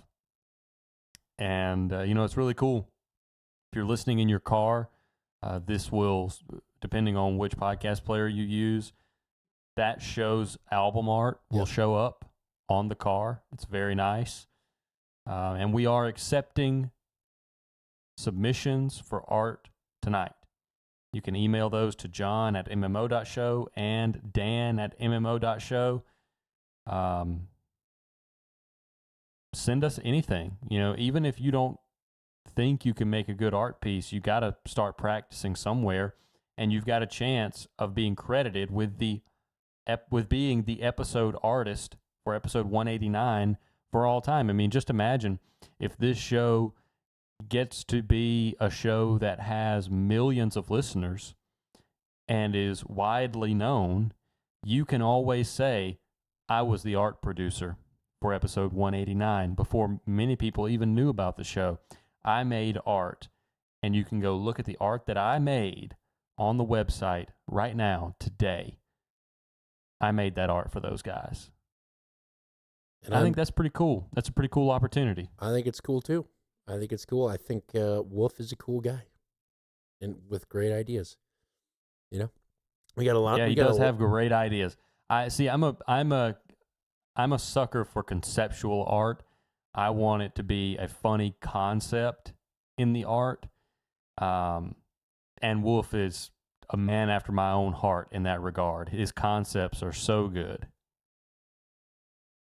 That's right. That's right. He nails it every time, and it's appreciated. So thank you very much, Wolf. Yeah, send us some art. Send us some art tonight. Doesn't have to be Wolf. Can be anybody.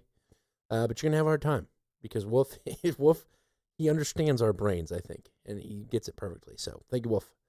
That being said, we got a couple of people that came in. They went to mmo.show/donate and sent in some fiat donations. And we'll start off at the top of the list with Eli, the coffee guy, coming in through PayPal with $33.33. He says, it really seems like worldwide Gen Z protests mobilized on Discord are the new playbook. I think we laid that out a little bit for you. European drone threats and manufactured outrage here stateside. It's hard to tell what's an op and what ain't these days. One thing that isn't an op is the fact that Gigawatt makes great coffee. So visit Come on, man. So visit gigawattcoffeeroasters.com and use code OTO20 for 20% off your order. Stay caffeinated and stay on the offensive. Eli the Coffee Guy. On the offensive. Of course, always. I fuel with Gigawatt Coffee. I did 2 double shots yesterday, and did one at like 6 a.m. and then one at 11 a.m. And I just had pure energy for the whole day. So good stuff, good product. It's the only coffee I drink anymore. Eli the Coffee Guy. Thank you, sir. Sam S. of Birdlandia and Beargrass came in through PayPal with $21, and he says, stay, OTO. On the offensive. Thank you, Sam S. Always a pleasure to hear from you. I hope you enjoyed your stay on the south coast of America. Sharky Shark came in through PayPal with $20.01. That's his monthly recurring. Of course, Sharky Shark is our day one fish. Much appreciated. Thank you. Sir Leaf Heart, this is a my bad. He donated last week, but I put the date in wrong, so it didn't get picked up last week. So it is getting picked up this week, and I'll gift you an associate executive producer credit for this episode. And he came in through Cash App with $20, and he says double it and pass it to the next person. OTO. On the offensive. I don't know if you've seen those, John, but it's like the people that will walk up to somebody and say $20 or double it and give it to the next person. And it's a viral trend that all the Zoomers are doing. I got you. I always say, take it. That's just me. Times are tough. Bread is expensive. Donate. Donate. Thank you, Leaf Art. Emily the Fed came in with $11, and it's a monthly recurring, but because she is Emily the Fed, we must defedify her. You are not a Fed. Thank you, ma'am. Always appreciated. The Nail Lord of Gaylord comes in through Venmo with $5, and he says, M-Log here, OTO. On the offensive. Furlough donation. Oh, a victim of the government shutdown. Brother, Godspeed to you. We hope that that comes back online, and we hope back pay is in order for you. Yeah, I hope Trump doesn't decide you're not worth paying. Because he has said some of the furloughed employees probably shouldn't be paid. I think that Nail Lord falls in one of those categories where he'll get paid. He'll get paid. Yeah. I think so too. So thank you, Nail Lord. Much appreciated. And then finally, a message from a Praetor. The only Praetor that's donated this week. Praetor Weirdo of the Not So Flatlands, formerly known as Weirdo, came in through Cash App with $3.33 and says OTO from Praetor Weirdo of the Not So Flatlands. On the offensive. Thank you, sir. That does it for our fiat donations. Much appreciated from everybody that came through and sent us some love. Yes, and we also have people that come in and send Bitcoin donations. Top of the list this week is Eric Pepe coming in through the command line interface boosting with 3,333 Satoshis with no note. Then we have Mug Daddy. Oh, hell yeah. Mug Daddy comes in with 2,222 Satoshis and says, long time no agenda listener. Just stumbled across MMO, enjoying the heck out of it. Well, that's great to hear. Welcome to the offensive, Mug Daddy. Yeah. We're glad to have you. Welcome. Yeah. Please tolerate our musings.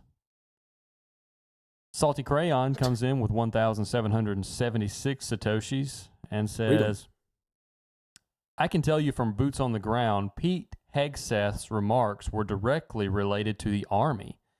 I was there in their slow decline way before COVIDs was a thing.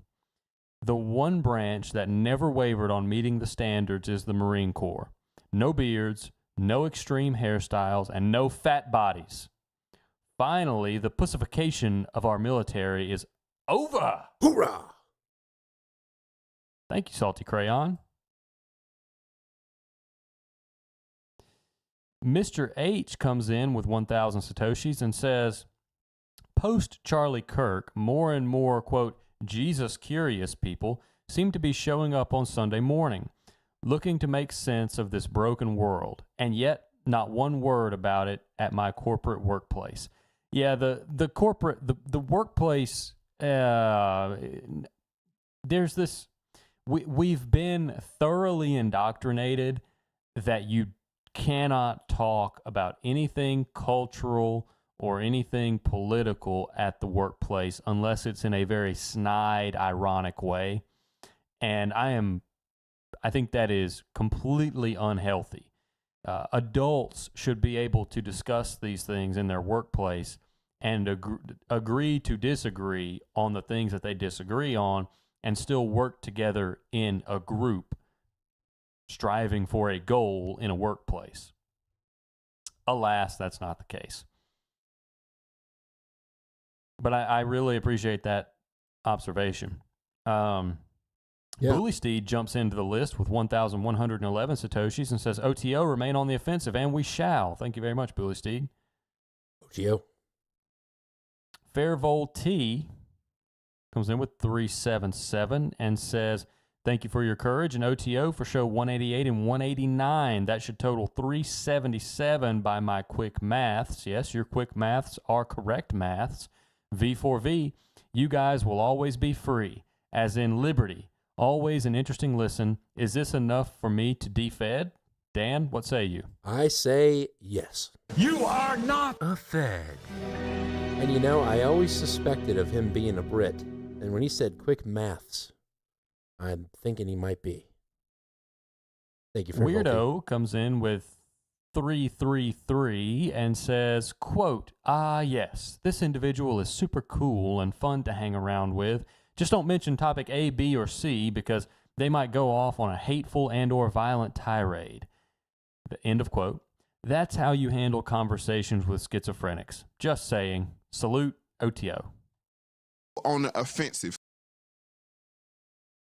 Weirdo comes in again, feeling frisky, and says, with 333 again, and says, great show, fellas. I hope that when we all inevitably face the firing squad, we do it together. Yes. Hand in hand. One of my favorite stone tosses is the two people on their knees with the gun at the back of their heads, and the one is looking at the other and saying, joke's on them, this is unconstitutional. Oh, that's too good. Yeah, it's actually a very, very good piece. Weirdo comes in again with 333 and says, happy birthday, Potty Mouth. OTO. Hey, happy birthday, Potty Mouth. Glad to have you on the offensive and glad that you've reached another year around the sun. And that being said, when we were doing the donations, Potty Mouth came in with a fiat donation through Cash App, $3.32. And he says, Global Fed-Pilled Industrial Complex on YouTube. That is his YouTube channel. That is the guy who's making all of the end of show mixes that we've been putting out, or the end of show songs. When we do put one out, I got one for tonight that is a banger. So make sure you stick around for it. Thank you, Potty Mouth. Yes. And then last on our list of boosts is Sir Jared of South Burien with 100 Satoshis and no note. Thank you very much. We've had two people streaming value. Eric PP is currently streaming value through Podcast Guru.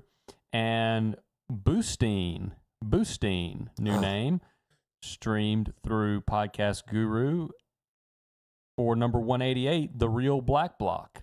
Yeah, which was the last show. That's I believe that is an alias of Oystingberg, who does he does the Mutton Meat and Music show on Friday from the Netherlands. Always a pleasure to have him. See his name pop up on there. Very good. I'll have to remember that.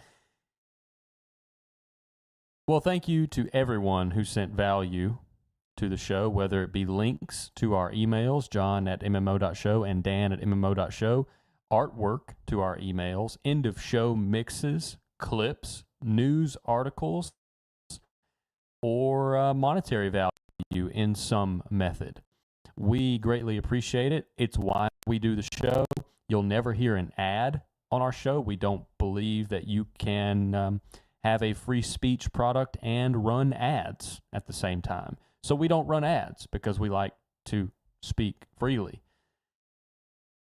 And the only way we can do that is by relying on the people that listen to consider what their time listening to the show is worth, what they received from the show, put a monetary value on that, return it to us.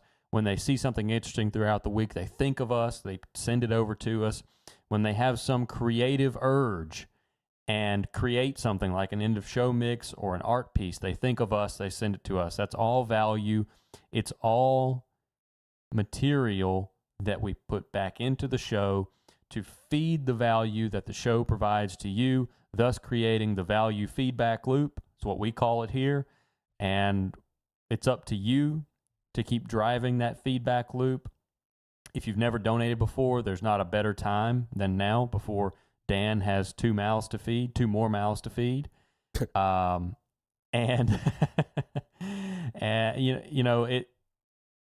it's a job, this whole podcast thing. We don't just show up and the clips are there and everything's there and we know what we're going to do.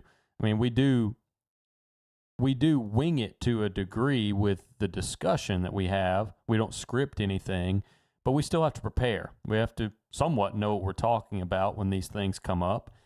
And, that takes time and that takes effort, and it takes our attention away from things like our families and our other jobs and other endeavors. So we hope everyone out there appreciates that. And the best way that you can show your appreciation is to send us a donation. Or if you can't do that, just send us a note. Just let us know that you listen and you appreciate it, and that maybe one day you do hope to donate. We appreciate anything that we get from people listening, especially critical feedback. We appreciate the critical feedback. We want the show to not only provide value, but improve in its delivery of that value. So thank you again, one last time to everyone, and we shall continue with the offensive. I love it.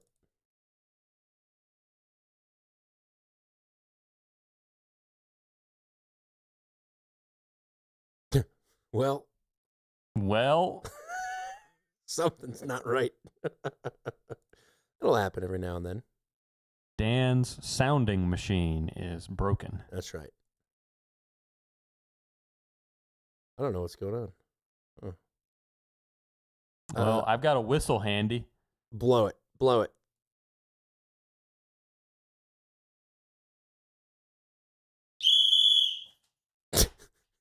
All right, we're in the second half of the show now. Get it on. Get it on. There you go. Usually we get a little jingle there, but my sound machine froze up because I was trying to do something cute. with it. See, there you go, trying to get cute. Yeah, no, it was one of these. God bless America on 3. 1, 2, 3. God bless America. And then I was going to go on, but the interlude. Get it on. There we go.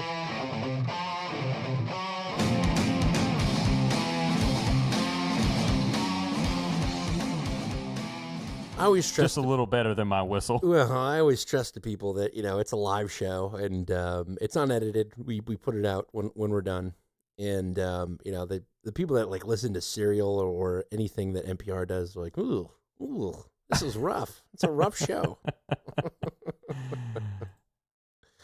So no, you're just sheltered. Yeah. Sorry.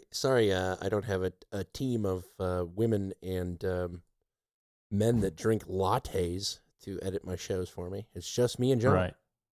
Yep, that's it. And I don't drink lattes or claim to be a woman. Yet. Hopefully never. All right, second half. What do we got? What do we have stateside? Well, I have a large presentation. It's in the media folder. And I guess we can just set it up with an Associated Press clip, oddly enough. This is Barry Weiss going to be the editor-in-chief at CBS. Oh, wow. Okay, here we go. CBS News has a new editor-in-chief today, and that has attracted some attention in journalism circles. She's Bari Weiss, who's the founder of a very successful website called The Free Press. She started The Free Press about 5 years ago after leaving as an opinion editor at the New York Times, complaining that some people there were angry at her because she didn't necessarily always reflect a liberal point of view there. She has crusaded against anti-woke culture at The Free Press. Her hiring at CBS has led some people to wonder if it's a friendly move in the direction of President Donald Trump. But CBS, in her hiring, says that they are trying to get at a more fair and balanced approach in its journalism and not always be enthralled to orthodoxies of both sides. Weiss began her job today at CBS News and wrote a memo to her new staff members saying she believes in these same core journalism philosophies that most of them have. Most of them. 99%. So what the AP is not going to talk about and not mention, and they're going to frame this as a left-right American political divide. We talked about Larry Ellison and his takeover of the TikTok algorithm. Well, Bari Weiss wasn't just tapped out of the blue to be the editor-in-chief at CBS. Her company, the Free Press, was purchased by one David Ellison, Larry Ellison's son. And as part of that purchase, the Paramount Group made Bari Weiss the editor-in-chief at CBS. Yeah, Bari Weiss, she's been she's like one of those journalists that said one thing wrong and then all of a sudden is labeled a right-wing conservative by the left.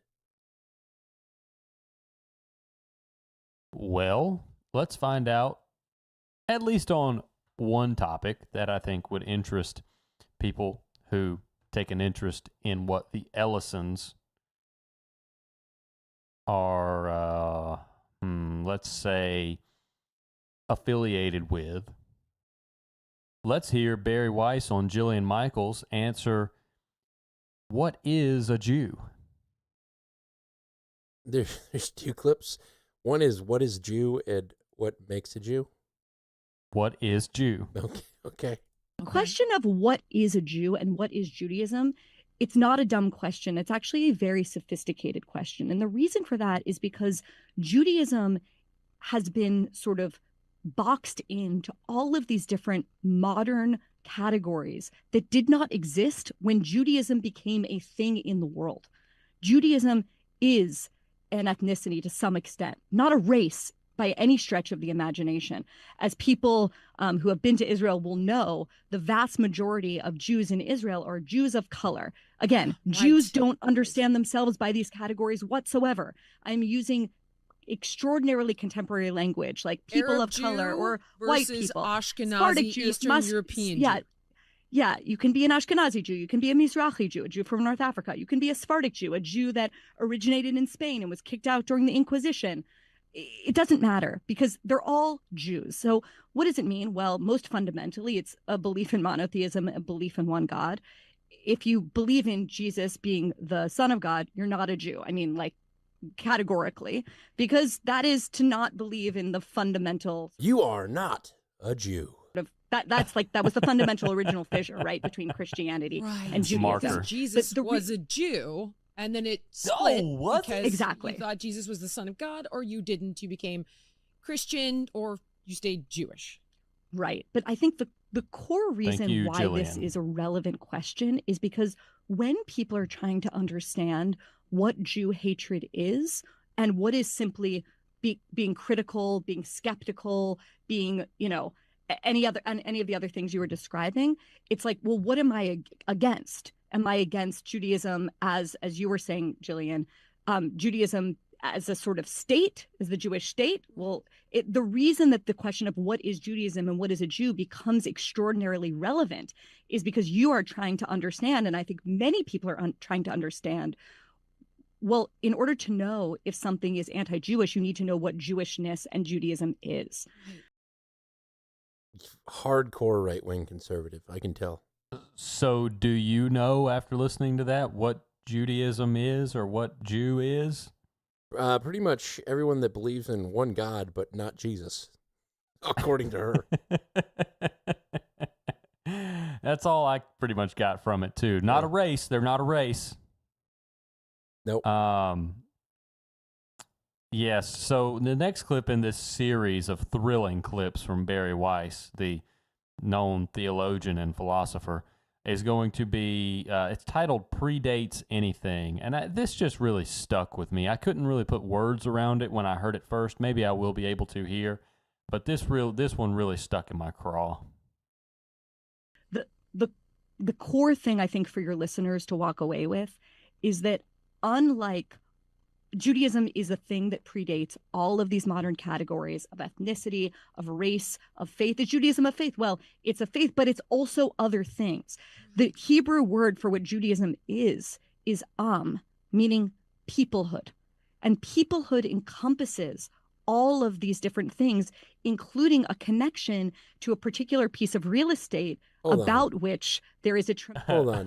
Peoplehood. Judaism... is peoplehood, and if you believe in Jesus, you're not a Jew, so you're not a person? Is that what I don't know. Is that what she's saying? I don't know. I'm backing it up a little bit. I need to hear that again. Meaning peoplehood. And peoplehood encompasses all of these different things, including a connection to a particular piece of real estate about which there is a tremendous amount of let's just say, heated discussion across the world right now. Okay. So when you talk about Judaism, I think it's just important to remember that it is a category that goes back thousands of years, that predates all of the things we try to slot it into. But because we live in a time where we think about things in terms of ethnicity, race, faith, etc., those become sort of imperfect categories. Does that make sense? It does make sense. Does it? No. Still. I'm pretty sure I was called a non-human. Well, if she's talking about peoplehood as a concept, and you think of a people, the Jewish people, and they have a connection to a piece of real estate, the thing that comes to my mind is, okay, what about the European migrants that came over the Atlantic Ocean and have a very strong connection with a piece of real estate, being America, and have been here since the founding of America? Wouldn't you call them a people, the people of America, peoplehood being associated with the real estate of America and the founding and pride in the founding of this state that, predates Israel, the state? I think this whole claim that, whether or not something is anti-Semitic, it depends on what you're against. But we really can't define what it is you're against, because it predates everything. It goes back before we even had words. I mean, when people were painting things on the caves, we had the idea of the peoplehood of the Jew. So, we can't. You're whether or not you're an anti-Semite depends on what you're against. But we can't tell you what it is. We can't tell you you're an anti-Semite until we just kind of. We decide kind of off the cuff if you're an anti-Semite or not, because, what we are predates everything, and we just, we just get to say what if you're an anti-Semite or not. We can't define it because we don't need to define it. Well, if you nail them down, then, they can't constantly worm around and say what is anti-Semitic and what is not anti-Semitic. Criticism of Israel can be anti-Semitic if you do X, Y, and Z, but if you don't define X, Y, and Z, then everything against Israel is anti-Semitic. It's a wonderful, confusing puzzle that no one fully understands because there is no understanding it. Right. Oh, it's not a race. It's not an ethnicity either. It is an ethnicity, but it's several ethnicities. It's a bird. And it's a faith, plane. But it's a... yeah. So anyway, I found this incredibly entertaining, and I think it gives us a glimpse into the motivating factor behind the new editor-in-chief at CBS. So let's continue, shall we? Let's find out what makes Jew, part 1. Even if I Wait know a second. nothing about the religion. What makes Jew, part 1. What gives a Jew Jewness? Even if I know nothing about the religion, though, my blood shows that I am 37% Ashkenazi Jew. Now, it's not a race, it's a genetic trait because I can be all different ethnicities. Wait, it's a trait? So you tested your blood and found a trait? I don't think so, Jillian. I know you've been hit in the head several times, but I don't think so. Oh, like being personable is a trait. I'm personable. I'm funny. I'm Oh, Jew. Don't mind me. I'm just social butterfly over here. That's right. It's a trait. Have Jewish genes and a Jewish religion? Well, here's the thing. I do not believe in here's the core thing. You can be born someone with zero Ashkenazi genetics. This podcast is sponsored by Active Skin Repair, a skin health company helping people heal with natural, non-toxic, medical grade ingredients. Oh, I thought you were leaving that in as a joke. No, it is a joke. Okay. It's a joke. Okay. Part 2 is the spliced audio with the ad cut out. Gotcha. Should I play part 2? It's a trait, Dan. It's just a trait. Yeah, part 2. Okay. Now I'm seeing. Very good. Very good. Sorry, I'm slow on that one. Even if I know nothing about the religion, though, my blood shows that I am 37% Ashkenazi Jew. Woo. Now, it's not a race, it's a genetic trait because I can be all different ethnicities and still have Jewish genes and a Jewish religion. Well, here's the thing. I do not believe in here's the core thing. You can be born someone with zero Ashkenazi genetic. Ashkenazi genetics do not make you a Jew. Blood does not make you a Jew. Okay. A decision to join the Jewish people makes you a Jew. Okay. So can you convert There's to hope for us, Judaism Dan. if you are born a black evangelical from Louisiana? The answer, That's you in a nutshell. Judaism gives unequivocally along any strand of Judaism, including the most fervently Orthodox, is absolutely yes. Got it. And the reason is because Judaism is not about what your, if you go to 23andMe, what the results are. That might be an interesting curiosity. Got it. But Jillian, if your Just a mother happens to be curiosity. Jewish, technically, does that mean you're a Jew? Yeah, but if you don't identify as a Jew, if you don't identify with the Jewish people, if you don't do any of it, sure, technically you could be considered a Jew, but it's kind of comes out in the wash. Very interesting. The core thing, and this is something that I feel is like very much misunderstood right now, is there's a lot of people on the far right and the far left that fetishize Jewish IQ, that fetishize the idea that Ashkenazis are different in some way because IQ. I think all of that is like a road to oblivion. I don't even understand that conversation. The fundamental thing is the thing that makes you a Jew is a decision to join the Jewish people, to state your faith in the belief in a single God, and to essentially throw in your lot with the Jewish people. So in this instance, Judaism is a faith and only a faith. You know, genes are just happenstance. We shouldn't even discuss how Ashkenazi people with Ashkenazi blood have consistently higher IQs. Why would we talk about that? That's happenstance. Yeah. That's why would we even bring it up? So this is a very blank slate sort of look at Judaism by Barry Weiss. And I think it's, shocker, I think it's out of convenience for this conversation.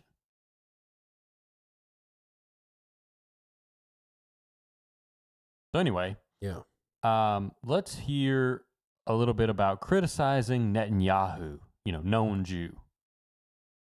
If I was to be critical of Netanyahu, Yes.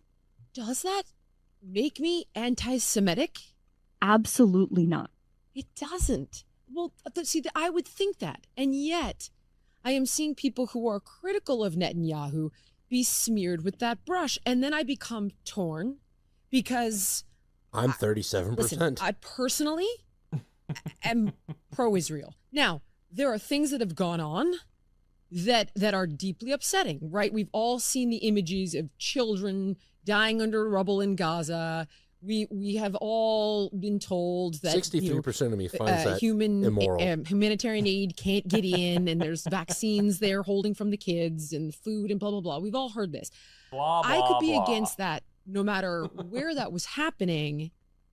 But because it's Israel, people, I feel like they then go, oh, well, it's because it's Israel, you're looking the other way. Whereas if anybody else did it, it would be considered war crimes. And then it makes them anti-Semitic. I am starting to see it breed anti-Semitism. Does that make any sense?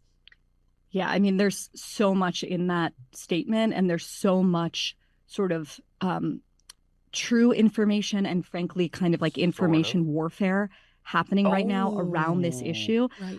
Information warfare. Yes. So there aren't kids in rubble. Is that what you're saying, Barry? She does imply that. It's like this is all part of the whole thing. She's being questioned exactly to nail down stuff, and she's creating the confusing amorphous tapestry that they always create. And then, she trying to puts a little bit of pressure on it. And she says, well, there's a lot of misinformation out there. A lot of information warfare, sir. Not just misinformation. Oh, sorry. Yeah. Yeah. Can you imagine if Jillian Michaels had said, well, what do you know about the concept of Hasbara? Yeah. Okay. So now this is even better. This gets better. She's going to imply here that the genocide is just a narrative. And her justification for this stance is next to none. I mean, it's incredible. This is genocide, just a narrative. I want to just pull out one example, and people can go look at this article in Tablet Magazine. A really excellent data science called Zach Goldberg did an amazing study during the sort of past 5 years of the peak of wokeness. And he studied the ways that the words privilege, racism, anti-racism, white supremacy came to become categories because the legacy press kind of willed them into being. And he has these unbelievable graphs. I'll share them with you, Jillian. Maybe you could include them in the show notes. Yeah. He recently did a story a few days ago about the way the mainstream press has created this idea that there is a genocide going on in Gaza. And he did it very simply. He looked across the mainstream press at coverage of the genocide in Darfur, the genocide in Rwanda, the genocide in Bosnia, and he studied the instances of the use of the word genocide. Okay? Yeah, I understand what she's saying, but there's a difference between the genocide that's happening in Darfur and Rwanda, where poor people are killing poor people, and not when a completely unarmed group of people are being obliterated by a world superpower that's receiving weapons from the largest world superpower. Well, Dan, dare I say this logic gets even better when we do genocide or narrative 2, and we let her expand on the logic of how, proving that the media has just created the narrative that there's a genocide in Gaza. So narrative 2. The New York Times had an articles pairing Israel and genocide reached levels more than 9 times higher than the peak for Rwanda. Okay? The New York Times had Israel and genocide paired more than 6 times than it had for Darfur and genocide. Now, Rwanda, again, 800,000 people murdered in an extraordinarily short period of time. I say that as context to begin this conversation, not because I'm justifying anything that has happened with innocent people killed in the war against Hamas in Gaza. You are not a person, like, if you cannot be empathetic to seeing the reality of what war is, I don't know if you are still a human being. Right, like okay. anyone should be empathetic to that in the same way that when we saw images coming out of October 7th of people mutilated, of people burned alive, tied to their children, tied to their parents, of people being shuttled off into like terror tunnels where some of them still remain. To be, I think, a good human being in the world is to be empathetic to all of that kind of suffering. Now, Dan, would you say that it's probably likely that the New York Times would have written more articles about a conflict between Israel and Hamas than a conflict between ethnic groups in Darfur or Rwanda? And do you think maybe that explains why you get more mentions of the word genocide in the New York Times when you select for pairing genocide and Israel? Yes. Okay, thank you. That is the justification to say that this is a media-driven narrative that there's a genocide in Gaza. To say, well, the New York Times said a word more often when talking about Israel than when talking about poor African countries. That is Hasbara. What she's doing is Hasbara. Yes, it absolutely is.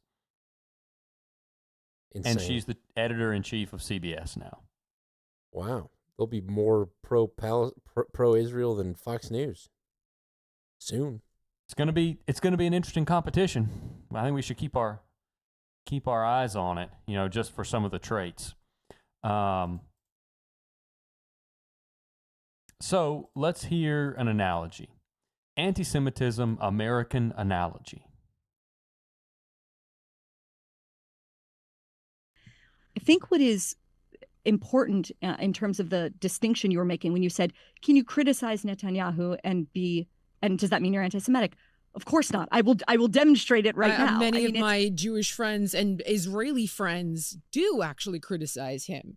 That's where of course. I can't. So it's a little bit like saying, can you criticize Donald Trump or can you criticize Barack Obama, Joe Biden, and does that mean you're anti-American? Right. We would laugh off the question. Of course not. Right. Now imagine you had a situation, though, where someone is not saying Donald Trump's a horrible president, but Donald Trump's a horrible president. And in fact, because he's such a horrible president, all of America should be dismantled. America doesn't have a right to exist. Got it. How would we describe that person? I think it would be fair a leftist to describe that person not simply as anti-Trump or anti the Trump White House, but fundamentally anti-American. And I think that's the little bit of a trick that's happening right now. People are trying to dress up their fundamental view, which is that of all of the states that exist in the world, with all of their myriad flaws and with all of the flaws about the ways they came into being, only one of those states does not have a right to exist. And what is that state? Is that state, Russia?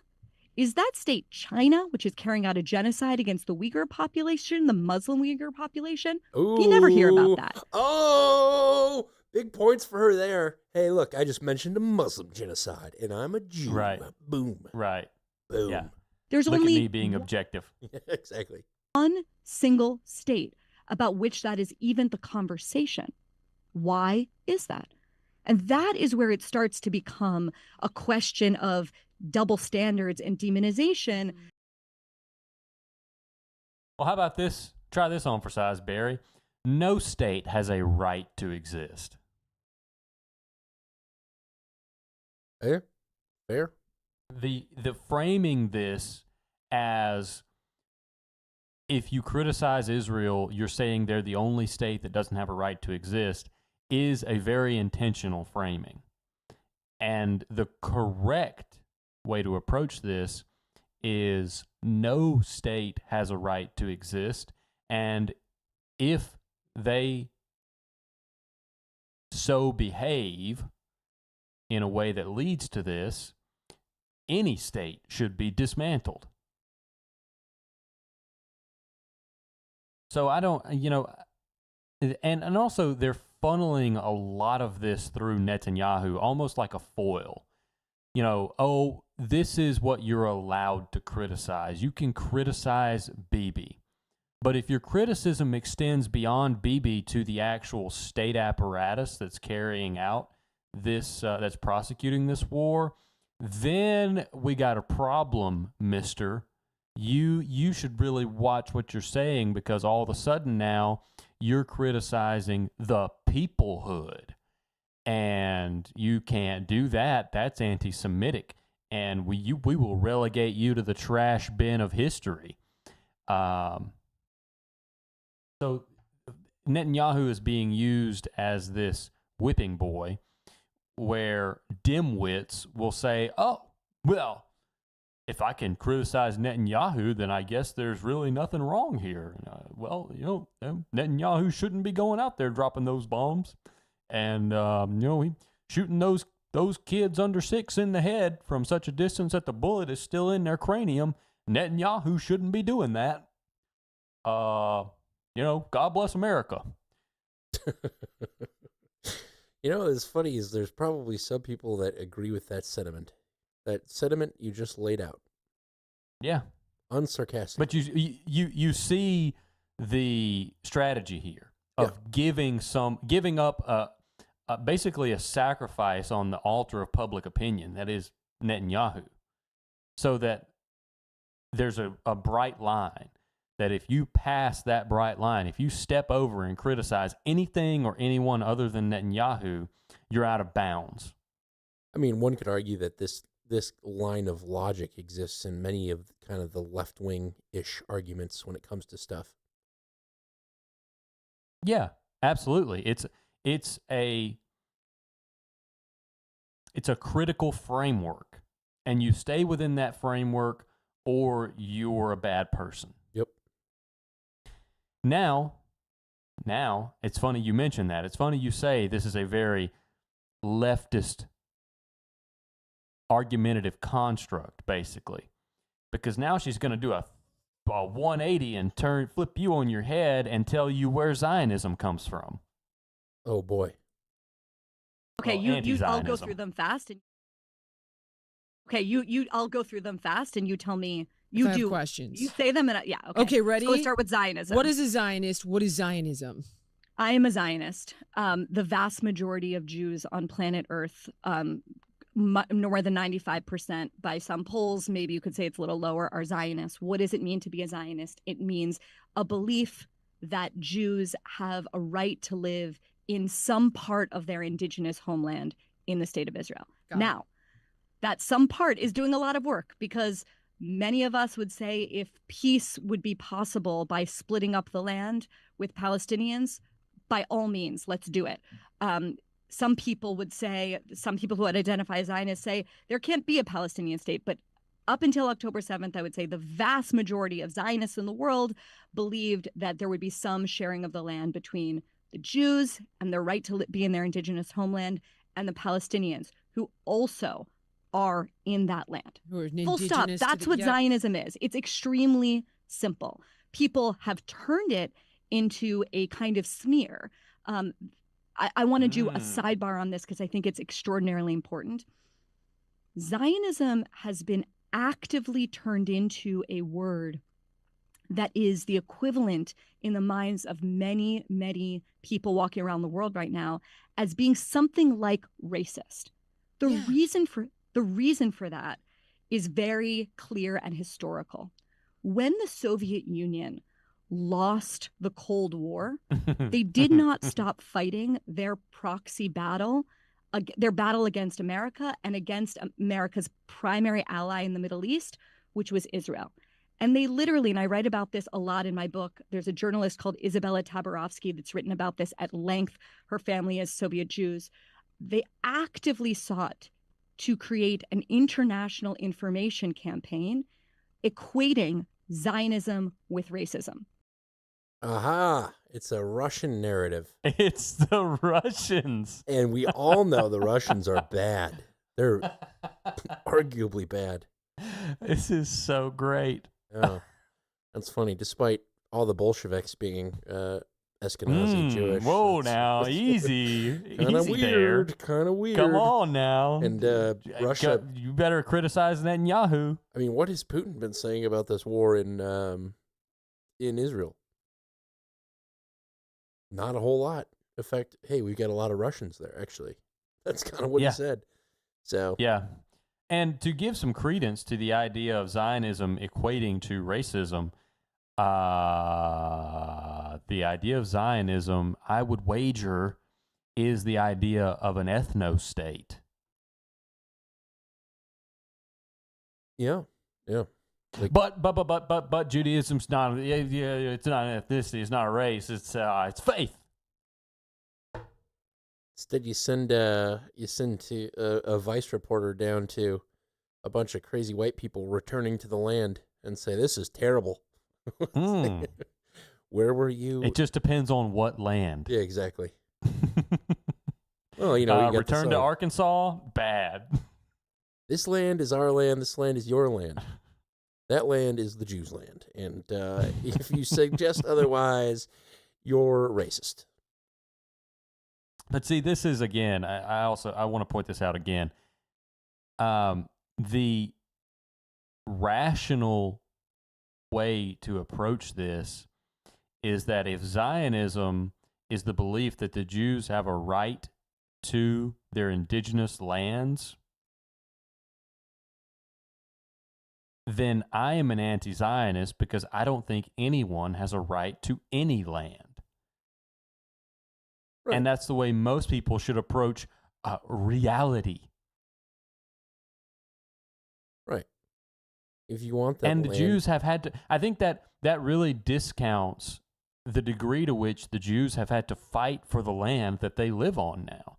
I mean, yes, they were assisted in returning to Jerusalem, not Jerusalem, but to what is now Israel, and it was made official by the powers after World War II, but they themselves organized before and during World War II to make this happen and pushed for it. And they've put a lot of blood, sweat, and tears and a lot of hard work into being able to say they have a Jewish state now. And a lot of people have died to defend it. And to say that they have just this right to the land, I think undermines the work that has gone into founding and maintaining that state, which I admire. Right. Yeah, it's weird, man. I feel sorry for like the Jewish people that are just like not a part of this, you know? They're just like whatever. But I feel like, you know, in today's society, you almost feel like they're compelled to either speak out against Israel or speak out for Israel. There can't just be the guy that's like whatever, the Jewish guy. That's why I feel for. That's the Jewish guy that's on the offensive. He's like, yeah, whatever. But well, see, that's the whole problem with having nuanced opinions. The way that we generally have nuanced opinions is basically, I admire their work in establishing a state for themselves. Right. And I admire their willingness to fight for it. What I don't admire is basically my country being used as a means to an end for another state. And then when you say you're against that, being accused of being anti-Jewish. Totally. Throw the baby out with the bathwater. You're an anti-Semite. And that's the whole play of intertangling Judaism and Israel, is that when it's convenient for them, they can say, oh, it's a Jewish state, and because you have those views, you're anti-Jewish, you're a Nazi. And when it's not convenient for them, they can separate it and say, well, it's the state of Israel. It's its own entity. It has nothing to do with Jewish people.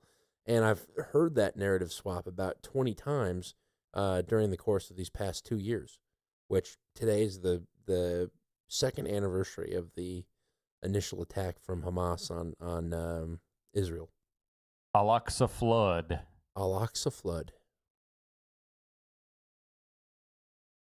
That's right. Yes. Well, that concludes my hateful, bigoted segment on Barry Weiss. Well, I don't really have a whole lot domestic statewide, and by that I mean nothing. Weirdo provided some clips from 60 Minutes on Spencer Cox and how 60 Minutes is trying to hold him up as a good conservative leader.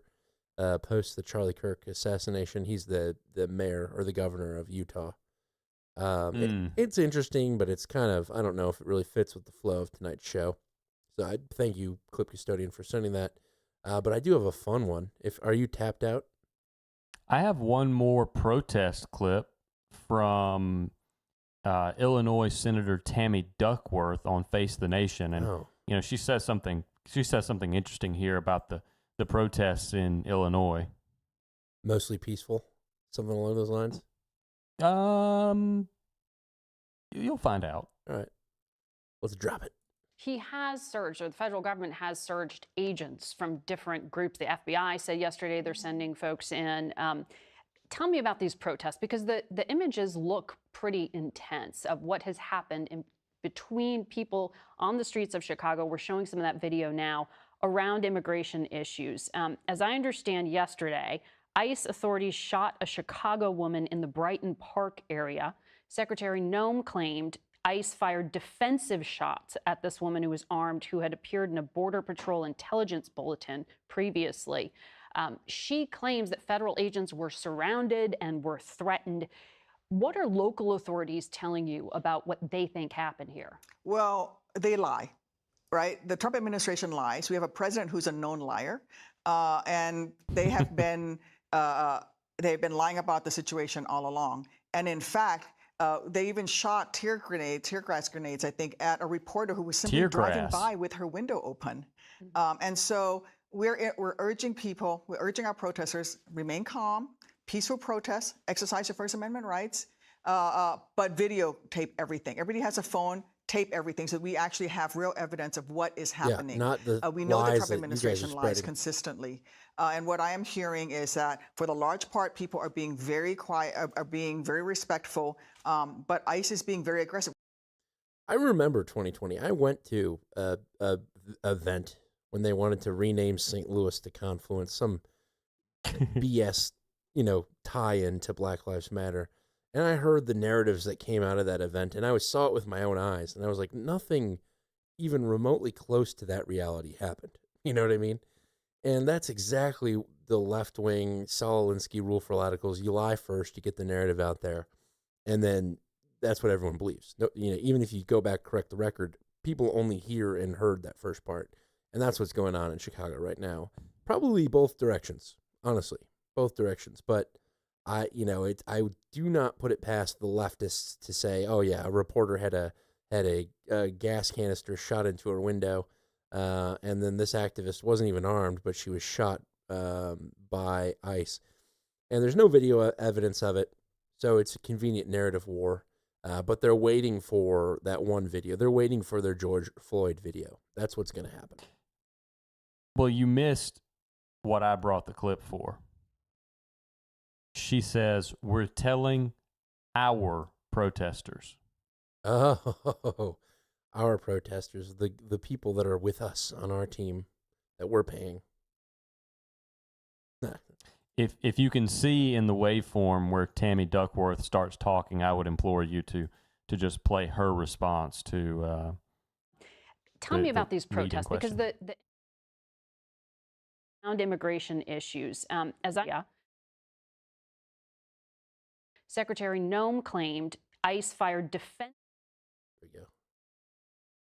They think happened here. Well, they lie, right? The Trump administration lies. We have a president who's a known liar.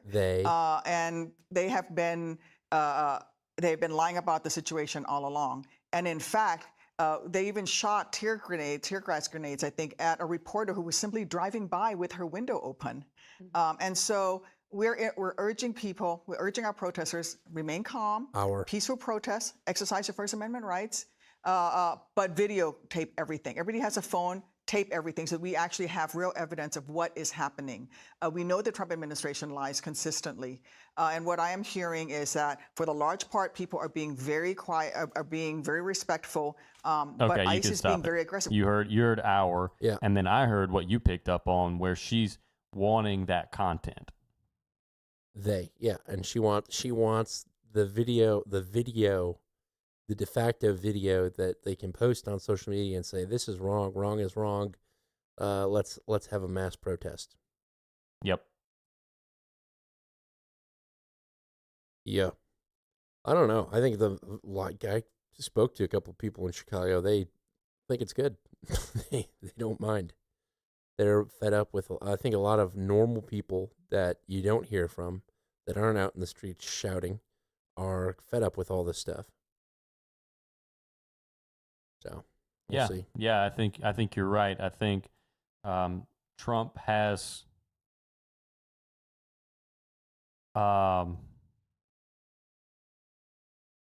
he basically, and he needs to move fast, and we've talked about this because he's running out of time, but I think he still has basically carte blanche to do whatever he wants to do to clean up anything right now.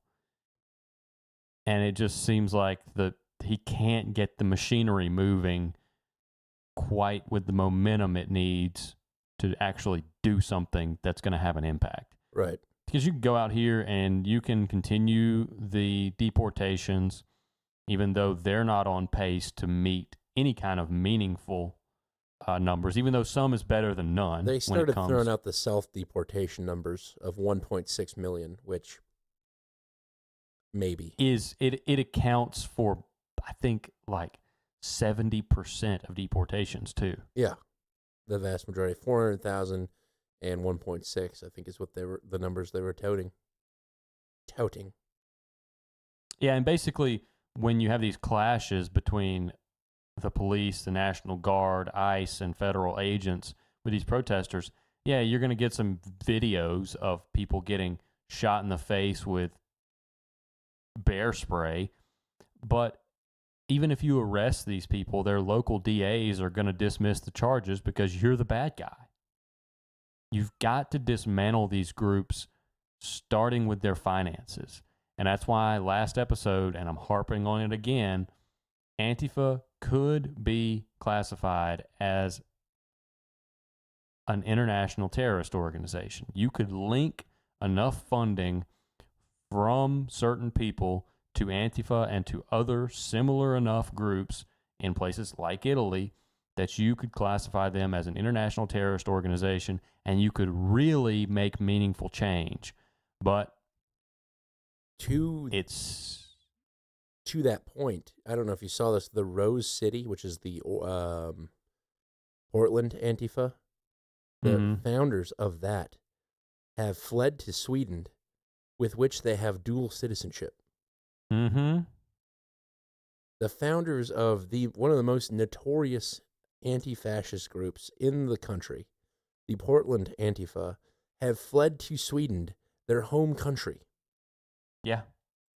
I'm telling you, it's right there. It's in the open. Anyone with half a brain could put this together. And for whatever reason, we're not getting it. Well, keep pressing your heart in one of the chamber. That's all I can tell you. But we were talking about Israel and hostages. Did you know that Canada currently has some hostages? Yeah, I think I did. I think I did know that. So I'm going to play this clip out of Canada, and there's also a ransom that's being requested. It's quite intense. For those of you that don't know, here is the hostage situation going on in Canada. Is this your fun clip? Yeah. Do you want to play it after I play some shutdown clips? Oh, I thought you were done. No, Oh, I'm not okay. done. All right. Yeah, what you got on the shutdown? So, government shutdown. This is just going to be a quick run through of the shutdown situation.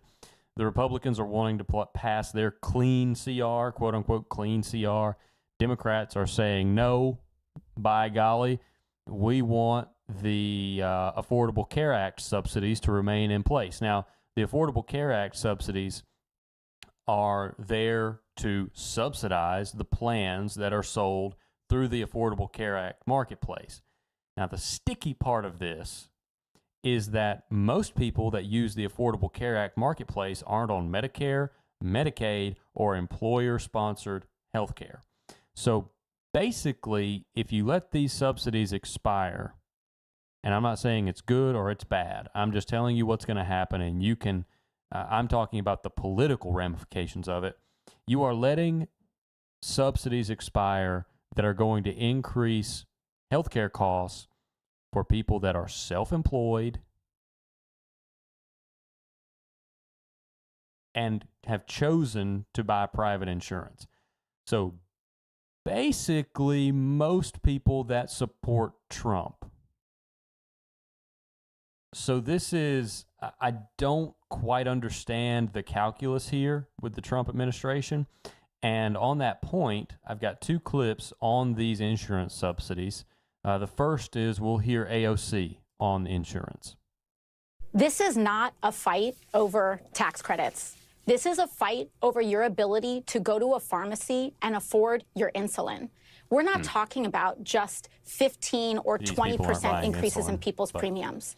Tomorrow, healthcare companies, and today, healthcare companies are finalizing the premiums that everyday Americans are going to be paying.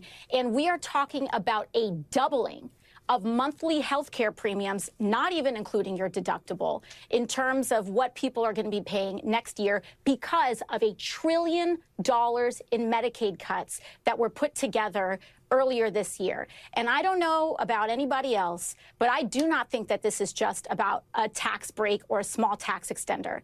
This is about fighting not just on tax breaks, community health centers, and ensuring that we have a stability of the American healthcare system.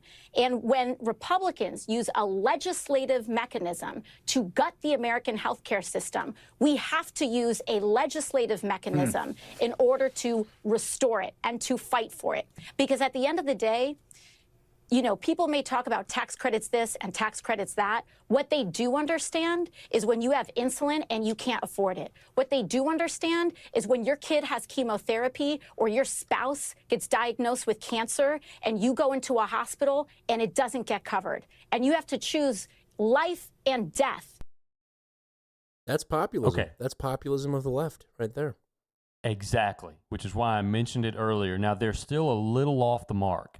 Instead of appealing to the old and the sick, which I know the left can't help themselves, they have to appeal to the old and the sick. They have to, and in this case, they should be appealing to the self-employed or the people who have chosen to buy private insurance through the ACA. They should be telling them, hey, Donald Trump, you voted for him. He doesn't give a rip about what you pay for insurance. Never mind how we got here with, the ACA causing this problem.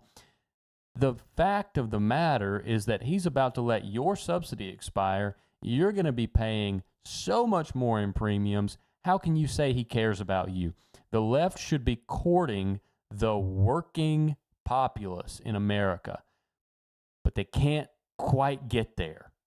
They're still on this victimhood train where anybody they represent has to be disadvantaged, old, or sick. And they're so close. They're so close to turning the corner and taking advantage of a real opportunity right now, and they just can't do it.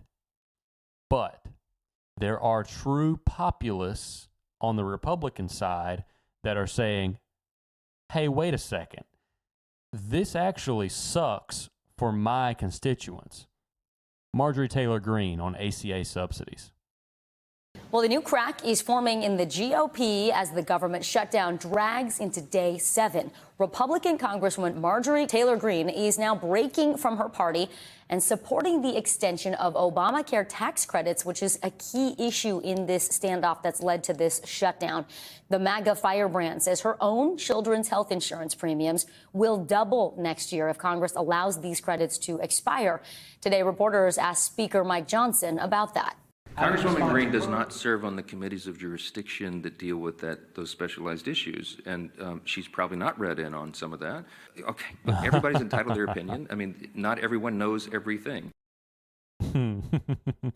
Don't you love how this dweeb's response is, well, she's not on the committee, so how could she know what's going to happen? Right. She's not read in. She hasn't been given the talking points. Oh, he's the captain of a team, and they're like, "Hey, why is one of your subordinates not agreeing with you?" And he's got to reprimand her in a way. She wasn't selected. Well, he doesn't even reprimand her. He just gives away the game that it's all talking points. Yeah. Well, politics is politics. That's why I hate statist politics. Unless they're happening in Europe, then I love statist politics.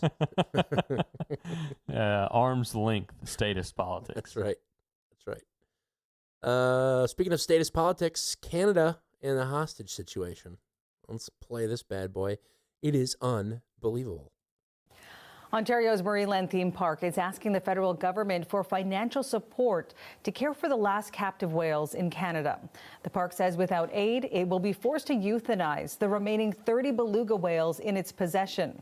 Earlier, Ottawa rejected Marineland's request to export the whales to an aquarium in China. Tricia is looking into this for us this morning. So let's talk about what Marineland is asking of the federal government. What are they saying right now? Well, they're looking for some financial support at this point, Marianne. These 30 belugas are obviously large animals to house and feed. Sources have told CBC News that it's a cost of about $2 million a month. So now the company says it's rapidly running out of money and urgently needs financial support from the federal government. And they have given them a deadline of October 7th, where Marineland says it will then face the devastating decision of euthanasia. Now, all this information... Give us money or the whales get it. ...is coming from a letter that our CBC colleagues in Ottawa were able to take a look at on Friday. It was sent to Fisheries Minister Joanne Thompson. It went on to say the gravity of the funding crisis at Marineland cannot be overstated. Any further delay jeopardizes the welfare and security of the whales, and we fear we are running out of time. As you mentioned, Marianne, this comes just days after the minister had denied Marineland's request for those export permits to send them to a theme park in China. Now, Marineland says euthanizing the whales will be a direct consequence of the minister's decision to deny those export permits. The reason the beluga blood is on your hands. They need those permits now. So at this point, when I'm listening to the clip, I was like, well, how does Marineland have the authority to demand this of their government? That's insane. Yeah. That they bought these whales and now they can't take care of them. And now it's on the taxpayer to fund these whales' lifestyle. Or unless they, otherwise they die. Are the whales living beyond their means to subsidize their life? Period. Yes, they have to choose between life or death. Why isn't AOC talking about this? That's what I want to know. So I'm thinking, why is it on the Canadian government to take care of this private business? And then I heard this part. Interesting to note, there was a law passed in 2019, and now it bans keeping whales, dolphins, and porpoises for breeding or entertainment purposes in Canada, which obviously had really negative impacts on the company's business model as well. You think? They outlawed their business model. You can't do this business anymore. Well, wow. Yeah, so that's socialism for you folks, shooting itself in the foot. Now, the minister has said she's open to issuing export permits, but she was not okay with this setup because the animals would still be kept in captivity and used for entertainment purposes. Now, Marineland has begun selling off some of its equipment and amusement. I would rather you euthanize them than send them to China where they can do what they had been doing for the entirety of their lives. Unreal. That is unreal. That's Canada. That's Canada in a nutshell. Alberta, I hear you're thinking about maybe shaking things up, maybe leaving Canada. Let us know, baby. We're a great country.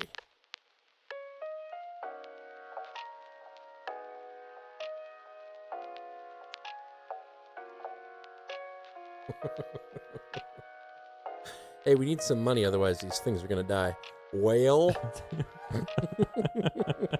That's too bad. Sorry we outlawed your business and you can no longer keep these alive. Actually, we can send them to China and they can live happy lives. Well, no.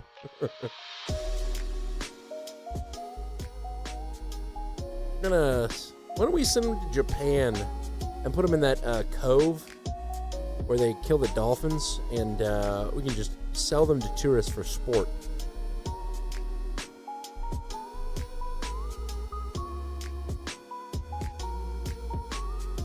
Unbelievable. Truly.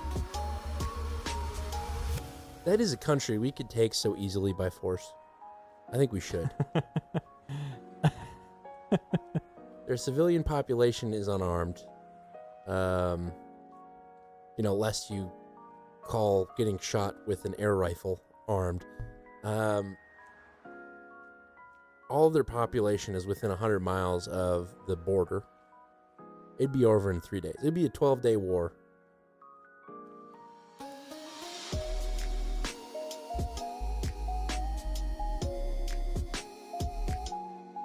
I'm just kidding, Canada. We love you. We do. We love our Canadian listeners, all of you. I just feel sorry for you, for your country and your leadership. I'm criticizing Canada, not the Canadian people. See? Is that so hard, Israel?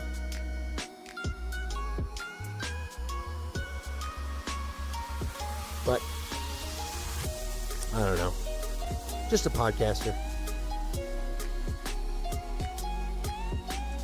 Yeah, it's tough sometimes when you're just a podcaster. What are you going to do? What are you going to do? Keep on podcasting. That's right. Keep on asking for donations. Send them. Until then, I've been Dan Gehring. And I've been John G. Dew. So always keep Christ in your heart. Keep one in the chamber. You never know when somebody could use a prayer or a piece of lead. You always have to make that distinction, and it's a heavy distinction to make. It's not a threat. It's just being prepared.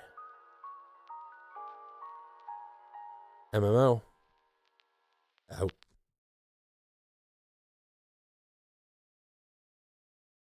Well, that's a podcast, guys. You know, my opener was to set us up to talk about Candace's text messages. And we didn't even do it. No. Her texts that basically prove out what Charlie was... I mean, if they are real texts, but that prove out what she's saying about him turning against Israel. In fact, him writing it down and sending it in a message. Yeah. I am no longer pro-Israel, which is a convenient message to have if you're Candace, you know? Yeah. But, oh well.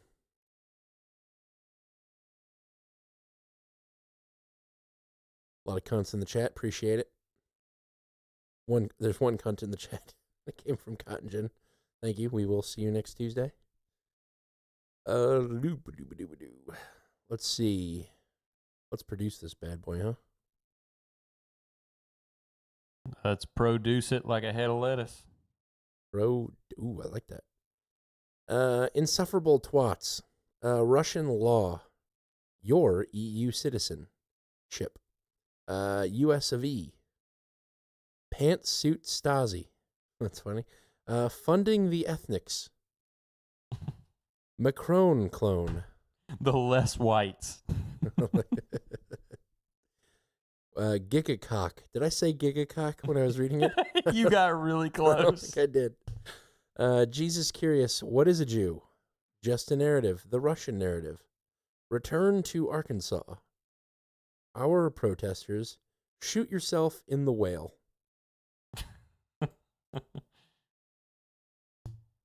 I think Pantssuit Stasi.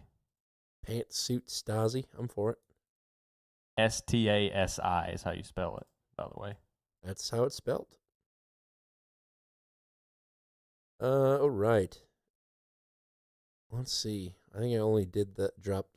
Every now and then I forget that I have this thing in my, what is this timestamp I dropped? Appreciate it. It's why we do the show. You'll never hear an ad on our show. We don't believe that sounded that awful. You can't. Yeah, that was on my side. That was the only issue, the only time it happened. It was because my monitors flicked off and on. Evidently, when you turn your monitors off, other stuff happens on your computer. Fundamental. You are not a Jew. That's pretty good. Fundamental. You are not a Jew. That was the fundamental. That's a solid contender. See if they have any isobots. Pantssuit Stasi, huh? Start over from the top.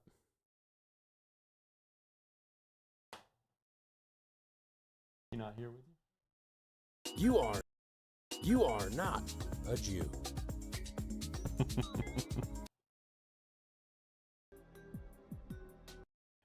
Yeah. You know, out of the. I think I will join the chat room. Yeah. It must be.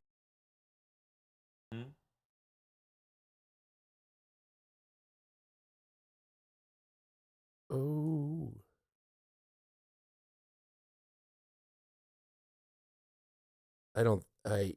Can you think of a better ISO than that to start the show? Huh? There's Chuck. Well, I mean, I feel like there were plenty. You are not a Jew. It must be quite a little on the nose.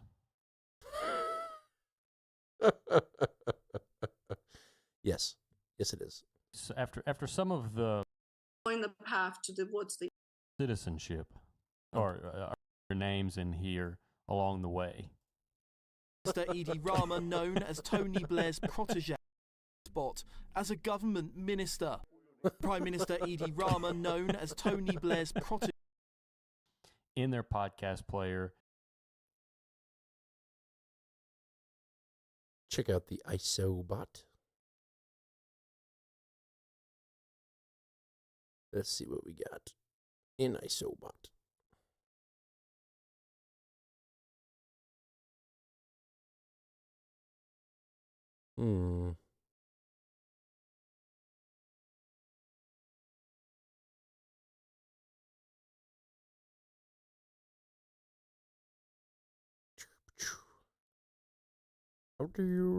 How do you sort these by date?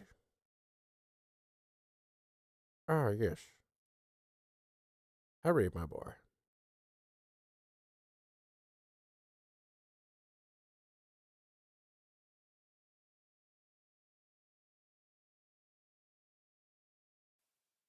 Well, I've got a whistle handy.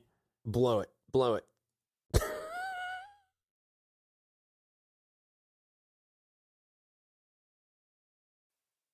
Well, I've got a whistle handy. Blow it. Blow it. I think that would be funny if I can find it where it is in the clip. Oh, the whistle's not included in the ISO? No. So if we get that whistle in there, I think that would be you've funny. got a timestamp. Yeah. Holding MMO show signs in reference.com and use code OTO20 on the offensive. The standard podcast guru. Get it on. Get it on. There you go. Usually you get a little jingle there, but well, I've got a whistle handy. Blow it. Blow it. Well, I've got a whistle handy. Blow it. Blow it. I think we use that. The whole thing? Yeah. Let me shorten it up a little bit. Yeah. Cut that silence out. Well, I came through really good. Blow it. We need a little more Or space silence, there. yeah, I agree. A little more of a pregnant pause. I'm with you. I know how this works. Blow it. More. More space? Yeah. All right. Blow it. You need a 2 count. Blow it. 1, 2, whistle. Okay.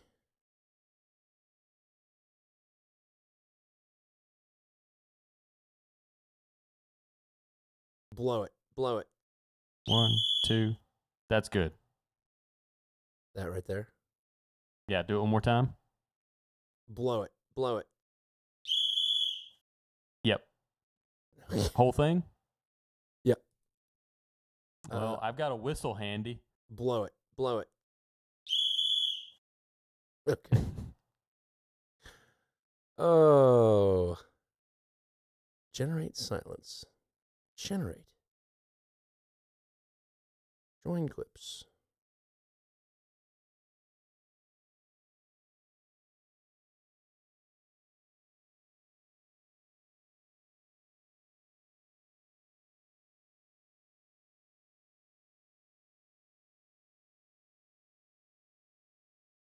Oh, my control key was stuck.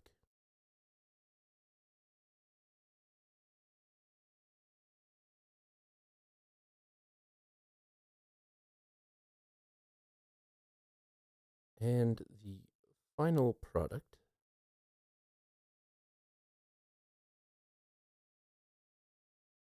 is this. Well, I've got a whistle handy. Blow it. It must be quite apparent. That'll really get people's attention. Yeah. What about art? We just got an email from the man, the art guy, the Wolfster.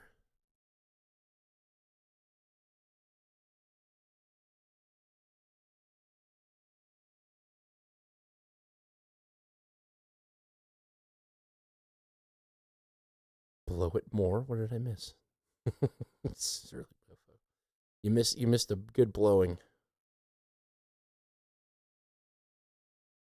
Oh, I like this one. The first one is funny because it's the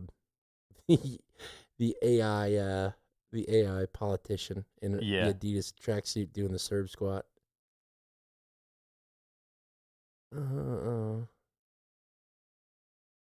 Macron clones. I like that one too. That's funny.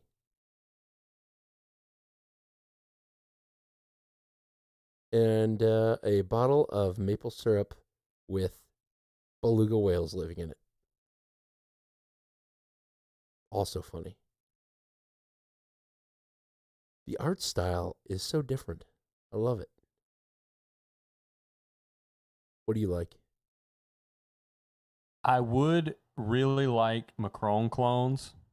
But the font? But the font just doesn't pop.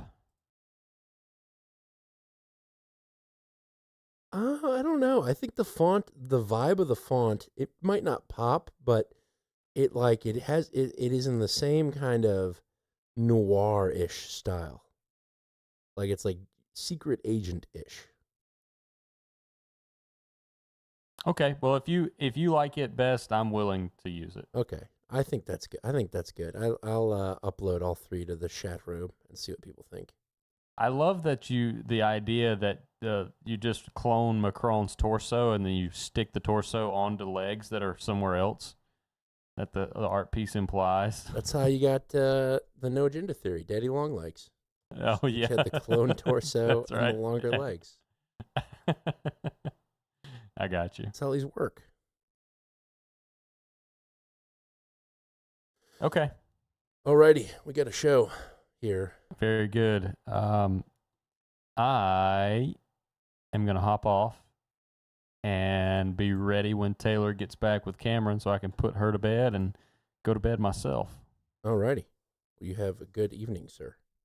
Yeah, good show. It turned out to be, I think, a little better than I expected it to be tonight with the content, but Yeah, no, it was fun. I think when we have fun, it's fun. yeah. Okay. Well, very good. I will see you next week, and if anything happens on the baby front, be sure to let us know. Will do. Will do. See you next Tuesday. All right. See ya. See ya. Bye. Bye. Oh, and with that, I'm probably going to kick it over early. I've got to take a wicked